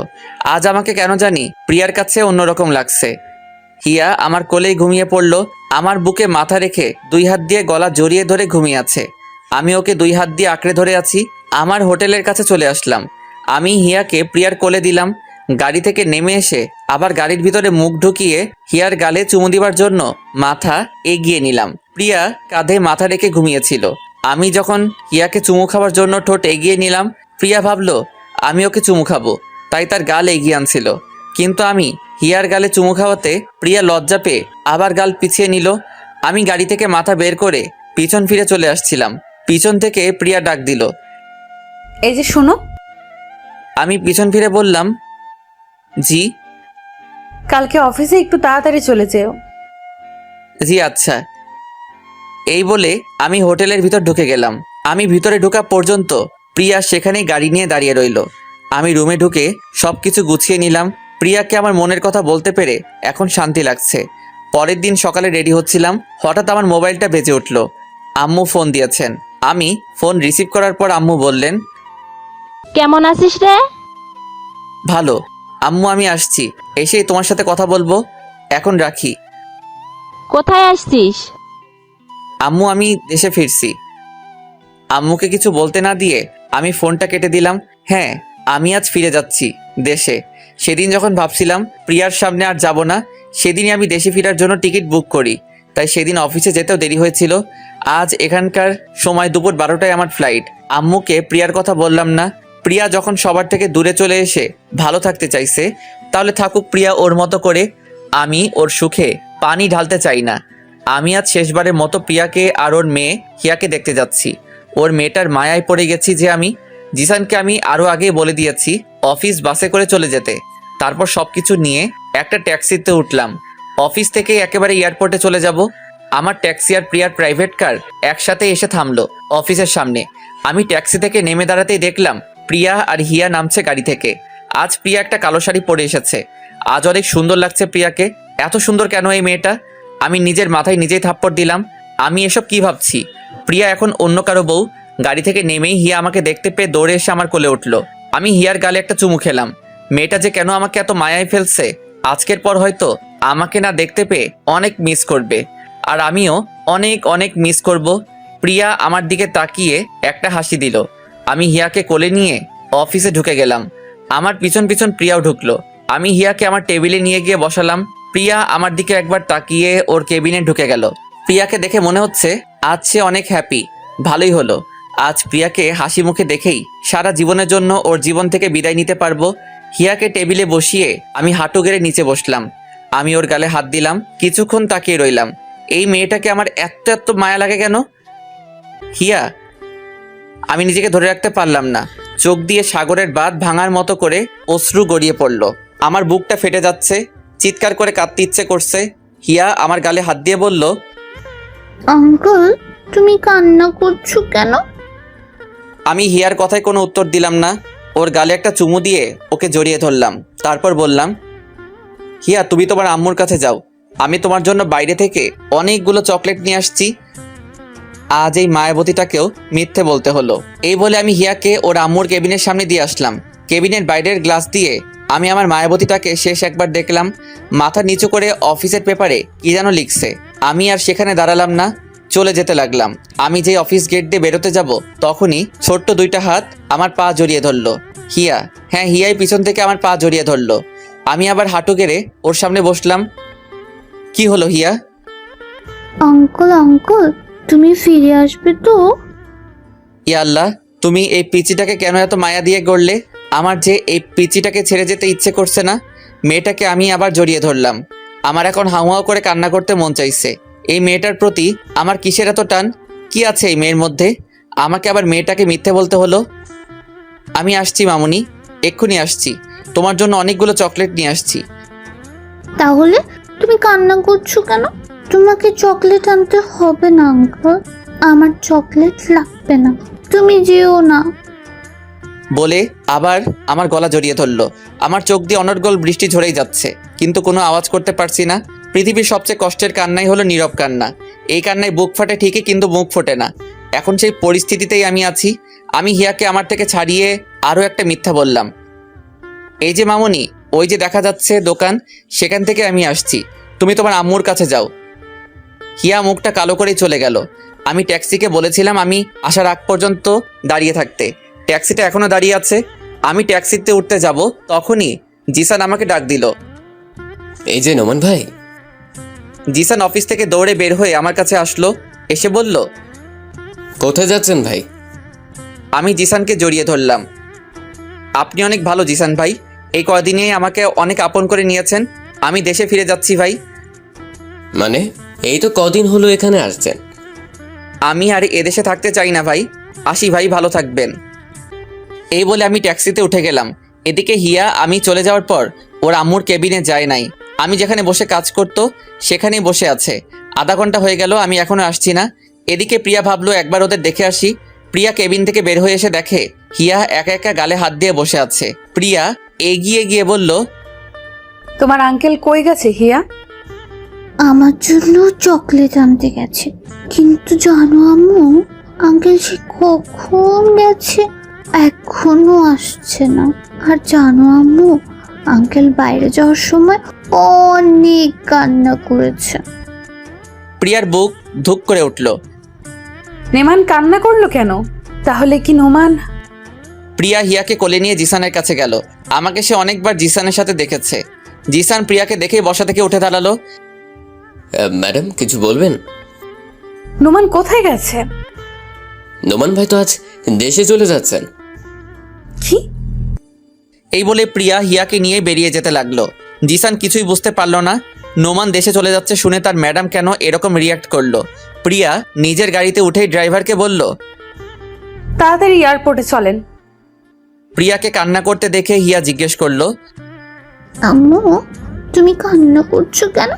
আর আঙ্কেল কোথায় গেছে? কোথাও যায় নাই মা, আমরা এক্ষুনি খুঁজে বের করব। বলেই হিয়াকে জড়িয়ে ধরে কান্না করতে লাগলো প্রিয়া। ড্রাইভারকে বলল, আর একটু জোরে চালান না। ড্রাইভার গাড়ির স্পিড অনেক বাড়িয়ে দিল। আমার পাসপোর্ট ভিসা চেক করছিল একজন গার্ড। আমি এক্ষুনি এয়ারপোর্টের ভিতরে ঢুকে যাব। আর বেশিক্ষণ বাকি নাই আমার ফ্লাইট ছাড়তে।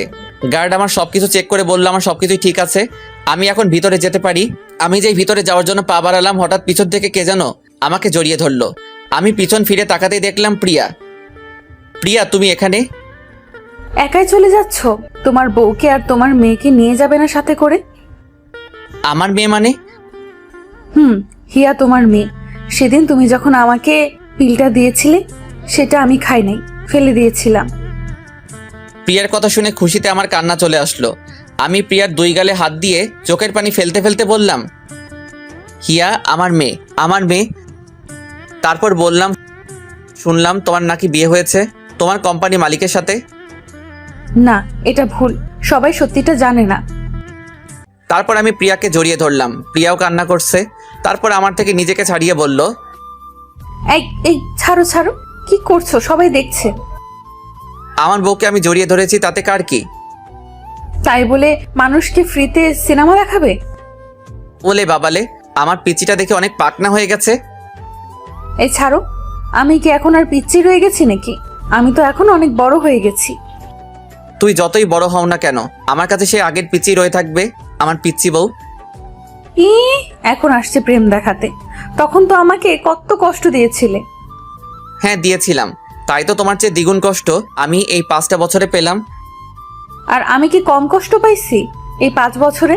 জানো, প্রত্যেকটা দিন তোমার কথা মনে পড়তো, তোমাকে অনেক মিস করতাম। তাই প্রত্যেক দিন তোমাকে ফোন দিতাম, শুধুমাত্র তোমার মুখ থেকে একটা শব্দ শোনার জন্য। শব্দ না শুনতে পারলেও তোমার নিঃশ্বাসের আওয়াজ শুনলেই আমার মন শান্ত হতো। কি ওই অপরিচিত নাম্বারটা তুমি ছিলে? আমার মেয়েটা কই গো? গাড়িতে আছে, চলো। গাড়ির ভিতরে ঢুকতেই হিয়া আমাকে দেখে আঙ্কেল আঙ্কেল বলে জড়িয়ে ধরলো। আমি বললাম, আঙ্কেল না মামনি, আব্বু বলো। আব্বু কেন? এখন থেকে আব্বুই বলবে। আমি হিয়াকে আমার কোলে নিয়ে ওর চোখে মুখে অনেকগুলো চুমু দিলাম। প্রিয়া আমাদের বাবা মেয়ের মিলন দেখে হাসতে লাগলো। আমি হিয়াকে বললাম, চলো আম্মু, আমরা এখন বাংলাদেশে যাব। বলেই আমি হিয়াকে কোলে নিয়ে গাড়ি থেকে নেমে প্রিয়ার হাত ধরে টানতে লাগলাম। প্রিয়া বলল, এই কোথায় যাচ্ছ? কেন, দেশে যাবা না? পাসপোর্ট টিকিট ছাড়া কিভাবে যাব আমরা? ও, আমি তো ভুলেই গেছিলাম। তো এখন আমরা কই যাব? আমি যে বাড়িতে আমার জীবনের 5টা বছর কাটিয়েছি, সেই বাড়িতে। ওদের থেকেও তো বিদায় নিতে হবে। ওদের কাছে যে আমি ঋণী, ওরা আমাকে যে নতুন করে জীবন দিয়েছিল। তারপর আমরা আরিয়ান চৌধুরীর বাড়িতে চলে আসি। আরিয়ান চৌধুরী ও তার মা আমাকে দেখে আমার দিকে অবাক চোখে তাকিয়ে আছেন। আরিয়ান চৌধুরী আমাকে প্রশ্ন করলো, আপনি এখানে? হয়তো আমাকে আগে ফটোতে দেখেছে, তাই প্রথম দেখাতেই চিনে ফেললো। তারপর প্রিয়া ওদের সবকিছু বুঝিয়ে বলল। আরিয়ান চৌধুরী প্রিয়ার কথা শুনে মুখটা মলিন করে কিছুক্ষণ দাঁড়িয়ে রইল। তারপর আমাদের বলল, আচ্ছা, তাহলে আজ না হয় তোমরা এখানে থাকো। এর ভেতরে আমি প্রিয়া আর হিয়ার পাসপোর্ট টিকিটের ব্যবস্থা করে ফেলছি। এই বলে আরিয়ান চৌধুরী আর সেখানে দাঁড়ালো না, চলে গেল বাইরে। আরিয়ানের আম্মুর মুখের দিকে তাকিয়ে দেখলাম ওনার চোখে পানি। হয়তো প্রিয়া আর হিয়া চলে যাওয়ার কথা শুনে অনেক কষ্ট পেয়েছেন। উনি অনেক কষ্ট করে বললেন, প্রিয়া, তোর স্বামীকে নিয়ে রুমে গিয়ে ফ্রেশ হয়ে আয় মা, আমি তোদের জন্য খাবার রেডি করছি। এই বলে উনি চলে গেলেন। প্রিয়া আমাকে বলল, চলো রুমে চলো। প্রিয়া আমাকে একটা রুমে নিয়ে আসলো।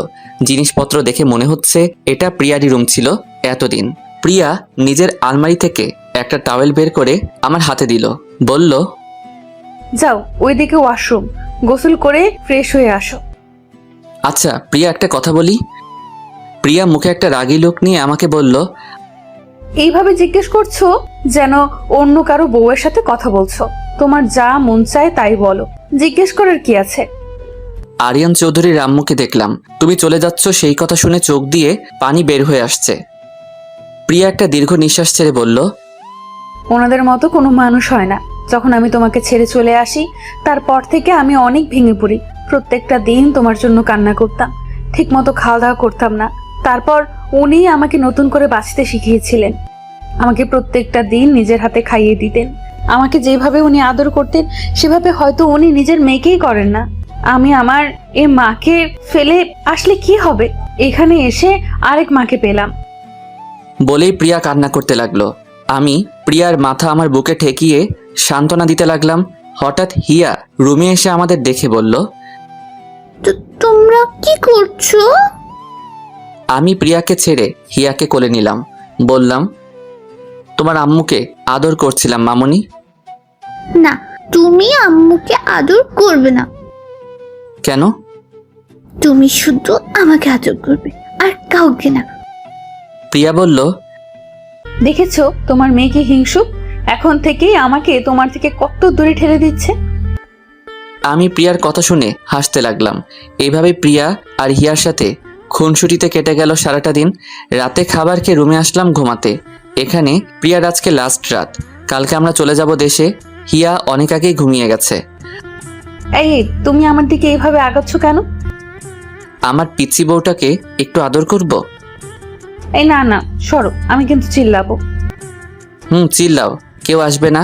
তুমি চিল্লালে আজ কেউ আসবে না, উল্টা ওরা আরো অন্য কিছু ভাববে। প্লিজ সরে যাও। আমি তোমার সাথে সব কিছু নতুন করে শুরু করতে চাই। আমরা আবার নতুন করে বিয়ে করব, আবার নতুন করে বাসর করব। প্লিজ আজ না, প্লিজ আজ একটু শান্তিতে ঘুমিয়ে পড়ো। আমি প্রিয়ার কাছ থেকে সরে আসলাম। বললাম, শিয়ালের সামনে মোরগ দেখে বলছে শান্তিতে ঘুমাতে। বলেই আমি অন্যদিকে মুখ করে বসে রইলাম। আমার কথা শুনে প্রিয়া হাসতে লাগলো।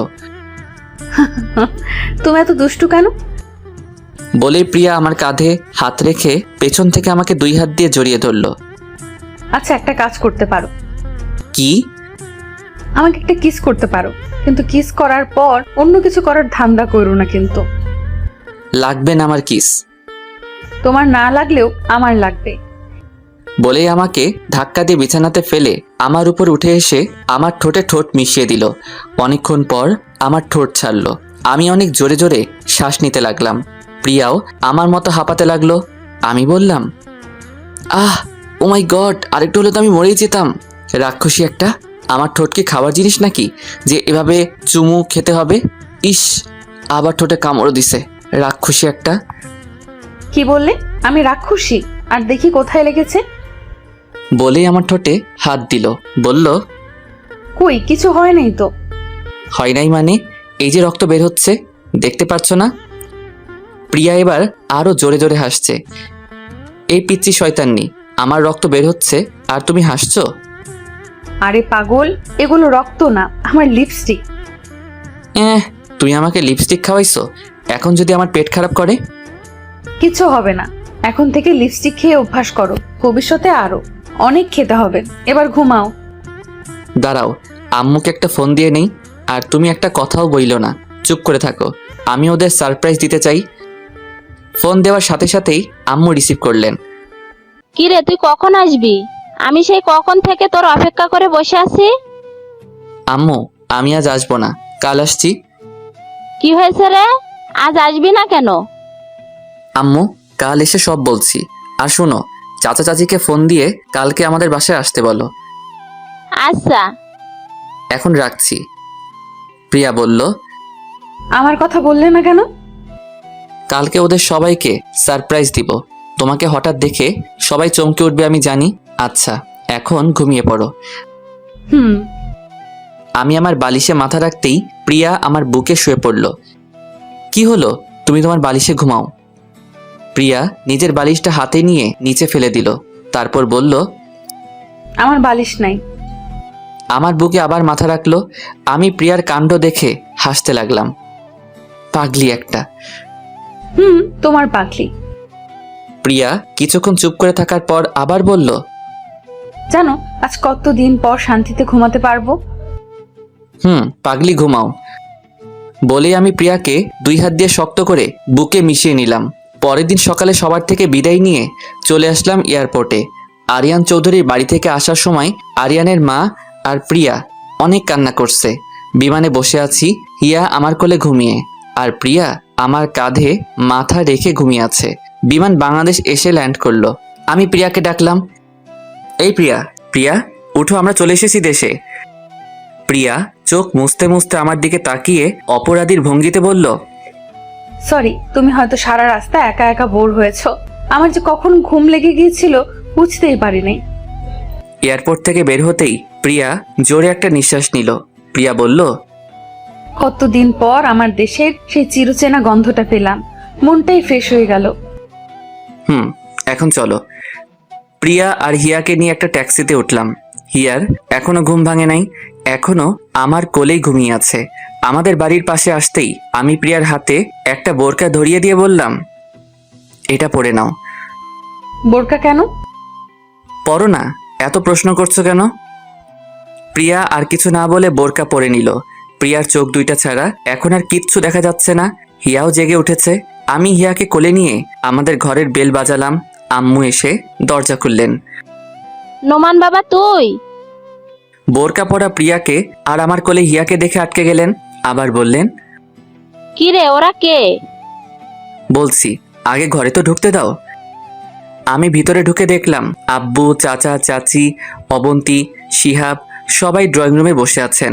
আমাকে সবাই একসাথে প্রশ্ন করলেন যে ওরা কে।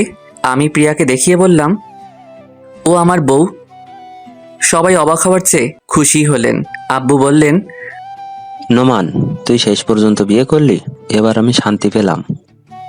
আম্মু প্রিয়াকে বললেন, মুখোশটা খোলো বৌমা, দেখি আমার বৌমা কত সুন্দর। প্রিয়া আমার দিকে তাকিয়ে চোখের ইশারায় প্রশ্ন করলো, খুলবে কিনা।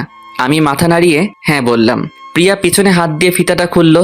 খুলে আস্তে আস্তে মুখ থেকে মুখোশটা সরালো। মুখোশটা মুখ থেকে সরাতেই সবাই চোখ বড় বড় করে প্রিয়ার দিকে তাকিয়ে আছে। প্রিয়াকে চিনতে ওদের কিছুটা কষ্ট হচ্ছে, কারণ এই 5 বছরে প্রিয়া অনেক পাল্টে গেছে। সবার চিনতে কষ্ট হলেও চাচা ঠিকই চিনে নিলেন। মুখ দিয়ে একটা শব্দ করলেন, প্রিয়া। চাচা দাঁড়াতে পারলেন না, সোফাতে বসে পড়লেন। চাচার মুখে দিয়া ডাক শুনে এবার সবাই চিনে গেল। চাচি দৌড়ে এসে প্রিয়াকে জড়িয়ে ধরে হাউমাউ করে দুজন কান্না করতে লাগলো। চাচা এখনো সোফাতেই বসে আছেন আর চোখ দিয়ে অনর্গল পানি ফেলছেন। এবার প্রিয়া চাচিকে ছেড়ে ওর আব্বুর দিকে এগিয়ে যেতে লাগলো। চাচার পাশে গিয়ে ধপাস করে বসে পড়ল চাচার পায়ের কাছে।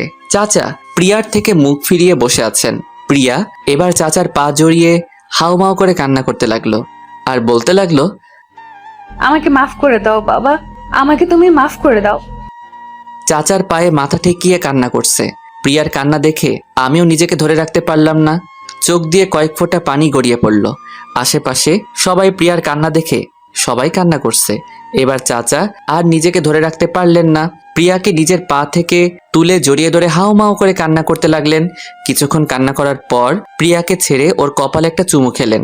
এতক্ষণ প্রিয়াকে পেয়ে হিয়াকে কেউ খেয়াল করে নাই। হিয়া আমার কোলেই আছে।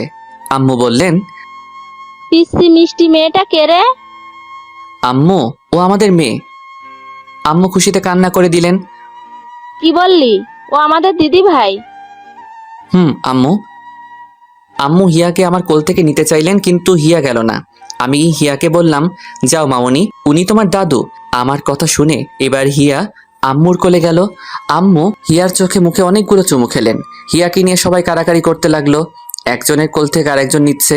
সবাই অনেক খুশি। আমি ওদের দেখে হাসতে লাগলাম। এ বাড়িতে কতদিন পর এরকম হাসি খুশি লাগলো। আমি প্রিয়ার পাশে গিয়ে ওরে কানে কানে বললাম, আমার সেদিনের ভুলের জন্য সবাই কত খুশি, কিন্তু আফসোস সেদিনের ঘটনা আমার কিচ্ছু মনে নেই। তখন আমি কিছুই ফিল করতে পারি নাই। সমস্যা নাই, সেদিন ফিল করতে পারি নাই তো কি হয়েছে, আজ আবার সবকিছু নতুন করে ফিল করে নিব। প্রিয়া লজ্জা পেয়ে বলল, এই সরব, তোমার কি লজ্জা শরম নাই? সবাই আছে তো। আরে আমি কি সবাইকে শুনিয়ে বললাম নাকি? আমি তো তোমার কানে কানে বললাম। রাতে কাজিয়ে এনে নতুন করে আবার আমাদের বিয়ে হলো। আজ আবার বাসরঘর সাজানো হলো। এই নিয়ে 3টা বাসর হবে আমাদের, কিন্তু ওই 2টা ছিল অপূর্ণ বাসর রাত। আজ হবে আমাদের আসল বাসর রাত। প্রিয়া আগে থেকেই বাসর ঘরে গিয়ে বসে আছে। আমি হিয়াকে খুঁজতে লাগলাম। আম্মুকে জিজ্ঞেস করতে বললেন অবন্তীর রুমে আছে। আমি অবন্তীর রুমে এসে বললাম, ওই হিয়া কই? এই যে ও ঘুমিয়ে আছে। আচ্ছা দে, আমি ওকে নিয়ে যাই। আরে ভাইয়া, না না, ও আমার কাছে থাকুক। তুমি যাও, গিয়ে তোমার কাজ করো। আমি আবার এখন কি কাজ করব? কেন ভাইয়া, আজ না তোমার বাসর রাত? বাসর রাতে মানুষ কি কাজ করে? ওই বুড়ি, এত পাকনা পাকনা কথা বলছিস কেন? কষিয়ে এক চড় মারবো। মারো মারো, যত খুশি মারো, তবে আজকের বাসর রাতটা ভালোভাবে কাটিও ভাইয়া। আবার? আচ্ছা ভাইয়া, আর বলবো না। হিয়ার দিকে খেয়াল রাখিস। রাখবো ভাইয়া, তুমি টেনশন করো না, তুমি তোমার কাজ করো। খারা, তোরে তো। সরি ভাইয়া, সরি সরি সরি। আমি অবন্তীর মাথায় একটা থাপ্পড় দিয়ে বেরিয়ে গেলাম। আমার রুমের দরজার পাশে এসে দাঁড়িয়ে আছি। ভিতরে ঢুকতে কেন জানি আমার ভয় করছে। বুকে 3বার থুতু দিয়ে রুমে ঢুকেই গেলাম, কিন্তু প্রিয়া কই গেল? ভাবলাম বাথরুমে হয়তো গেছে, কিন্তু বাথরুমের পাশে গিয়ে দেখি দরজা খোলা, ভিতরে কেউ নাই। আমি এবার প্রিয়াকে ডাকতে লাগলাম, এই প্রিয়া, প্রিয়া, এই বউ, এই পিচ্চি বউ, এই পিচ্চি শয়তানি, কই গেলা? হঠাৎ প্রিয়া বেলকনি থেকে দৌড়ে বেরিয়ে আসলো, এসে আমার সামনে দাঁড়ালো। আমি বললাম, তুমি বেলকনিতে ছিলে? এতক্ষণ ধরে ডাকলাম, শুনলে না কেন? তোমার মুখে পিচ্চি শয়তানির ডাক শুনতে চেয়েছিলাম, তাই চুপ করেছিলাম। ওরে আমার পিচ্চি শয়তানি রে, বলেই প্রিয়াকে পাজা করে ধরে কোলে নিলাম। আমি বললাম, ওরে বাবা রে, তুমি এত ভারী হইছো কি করে? প্রিয়াকে কোলে নিয়ে বিছানাতে নামিয়ে হাত নাড়াতে নাড়াতে বললাম, আমার হাত 2টা গেল। এত মোটু কেন তুমি? উফ। কি বললা? আমি মোটু? তুমি মোটু, তোমার বাপ মোটু, তোমার 14 গোষ্ঠী মোটু। তুমিও তো আমার 14 গোষ্ঠীর মধ্যে একজন।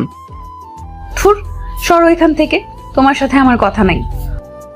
বলেই আমার থেকে মুখ ঘুরিয়ে বসে রইল। আমি প্রিয়াকে আমার দিকে ঘুরিয়ে ওর গাল টিপে বললাম, ওলে বাবালে, আমার পিচ্চি বউটা রাগ করছে। আচ্ছা সরি, এই দেখো কান ধরছি, 1 2 3।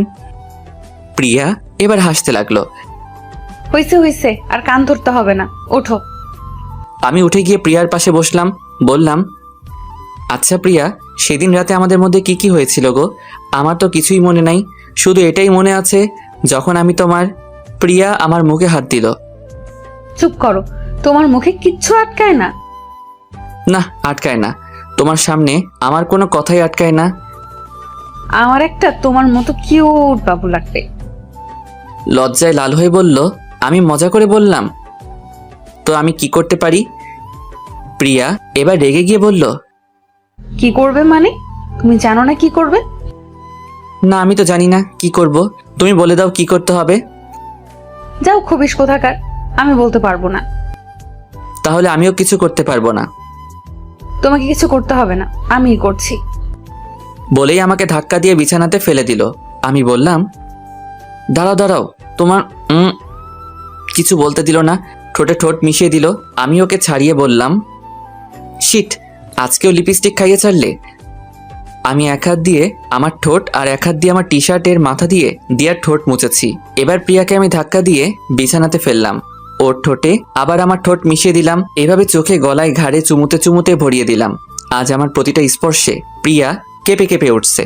এভাবেই আমরা দুজন দুজনের ভালোবাসায় মিশে হারিয়ে গেলাম অতল সমুদ্রে, যে সমুদ্রে যেতে হলে লাগবে প্রচুর ভালোবাসা আর সাথে ভালোবাসার মানুষ। এভাবে হঠাৎ ঘুমিয়ে পড়লাম। রাতে হঠাৎ আমার ঘুমটা ভেঙে গেল।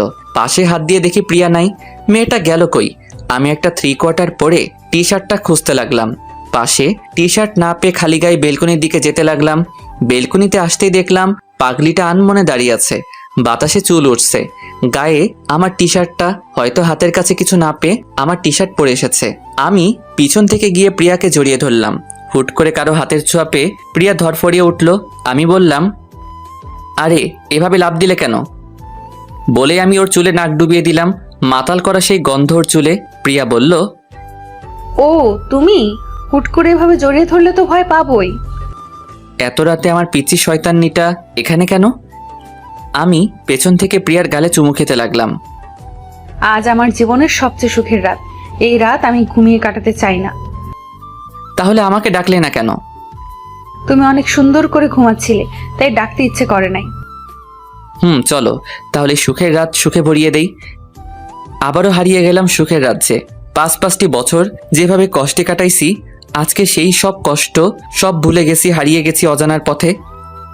তুমি তো আমায় জানি। তুমি আমাকে জান বললা কেন? তুমি তো আমায় জানি। জানকে জান বলবো না তো কি বলবো? না, তুমি আমাকে সারা জীবন পিচ্চি বলেই ডাকবা। তোমার মুখে পিচ্চি ডাকটা শুনতেই আমার ভালো লাগে। আচ্ছা, আমার দুষ্টু পিচ্চি, এইবার খুশি হইছ? হ্যাঁ, একদম অনেক খুশি হয়েছি। ওরে আমার দুষ্টু মিষ্টি পিচ্চি রে। এই বলেই আরো জোরে জড়িয়ে ধরে ওর শরীরের উপরে উঠে গেলাম। কোনো অপূর্ণতা আর রাখিনি। সারাটা রাত এইভাবেই কাটিয়ে দিলাম।